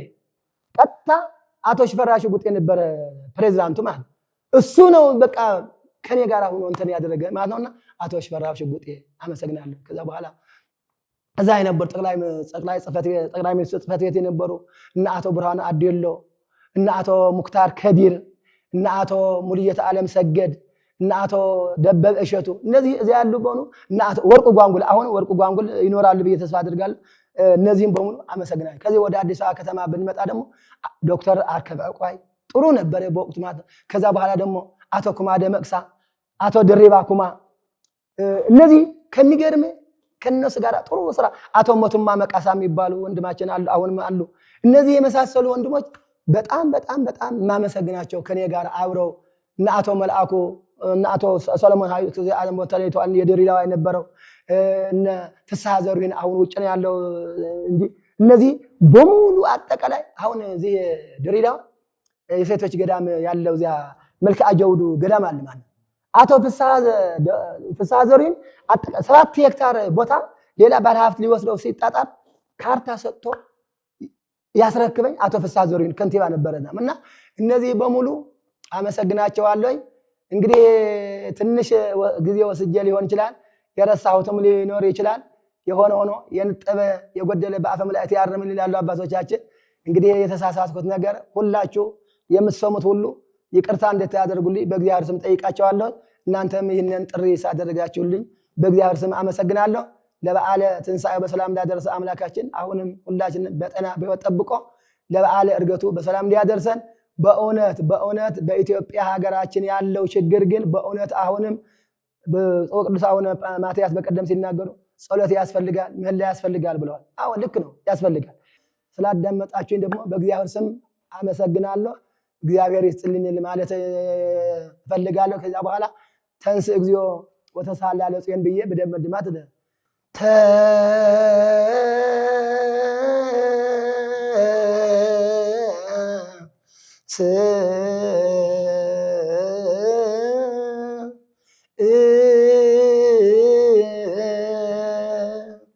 እግዚኦ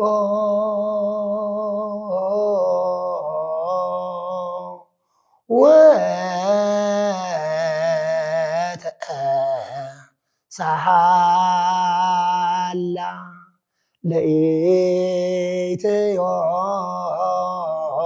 ለኢትዮጵያ ተሰንተረጎ አቤቱ ጌታችን አምላካችን መድኃኒታችን ኢየሱስ ክርስቶስ ተነሳ። እንግዲህ ኢትዮጵያ ሀገራችንን በመከራ በጦርነት በሰቆቃ በረሃብ በስደት በዘረኝነት በብሔርተኝነት መከራ ተውጣለችና ይቅር በላት፣ ነፃ አውጣት፣ ወደ ሰላም ወደ ፍቅር ወደ አንድነት እንድትመለስ አድርጋት። ያንተ ይቅርታ ፈጥኖ ይደረግልን፣ ፈጥኖ ይድረስልን በማለት ነው እንግዲህ ቅዱስ ያሬድ የዘመረልንና ኦነ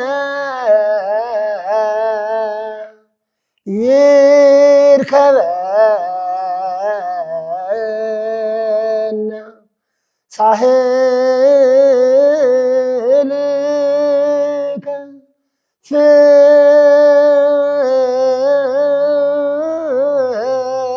ፍጡ ኦነ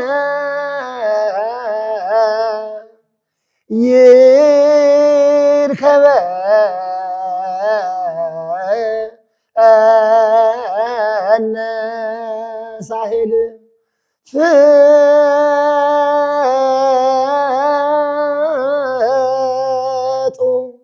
ኦነ ውድ ተመልካቾቻችን የዛሬው ፕሮግራማችን የሚመስል ነበር። ሳምንት በሌላ እንግዳ እስክንገናኝ ድረስ በያላችሁበት ቸር ቆዩልን። ሳህልከ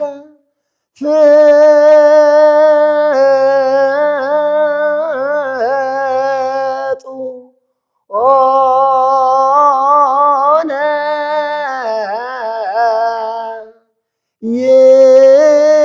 ይርከበነ ይግባነ ሳሄል ካህን ጥዑመ ልሳን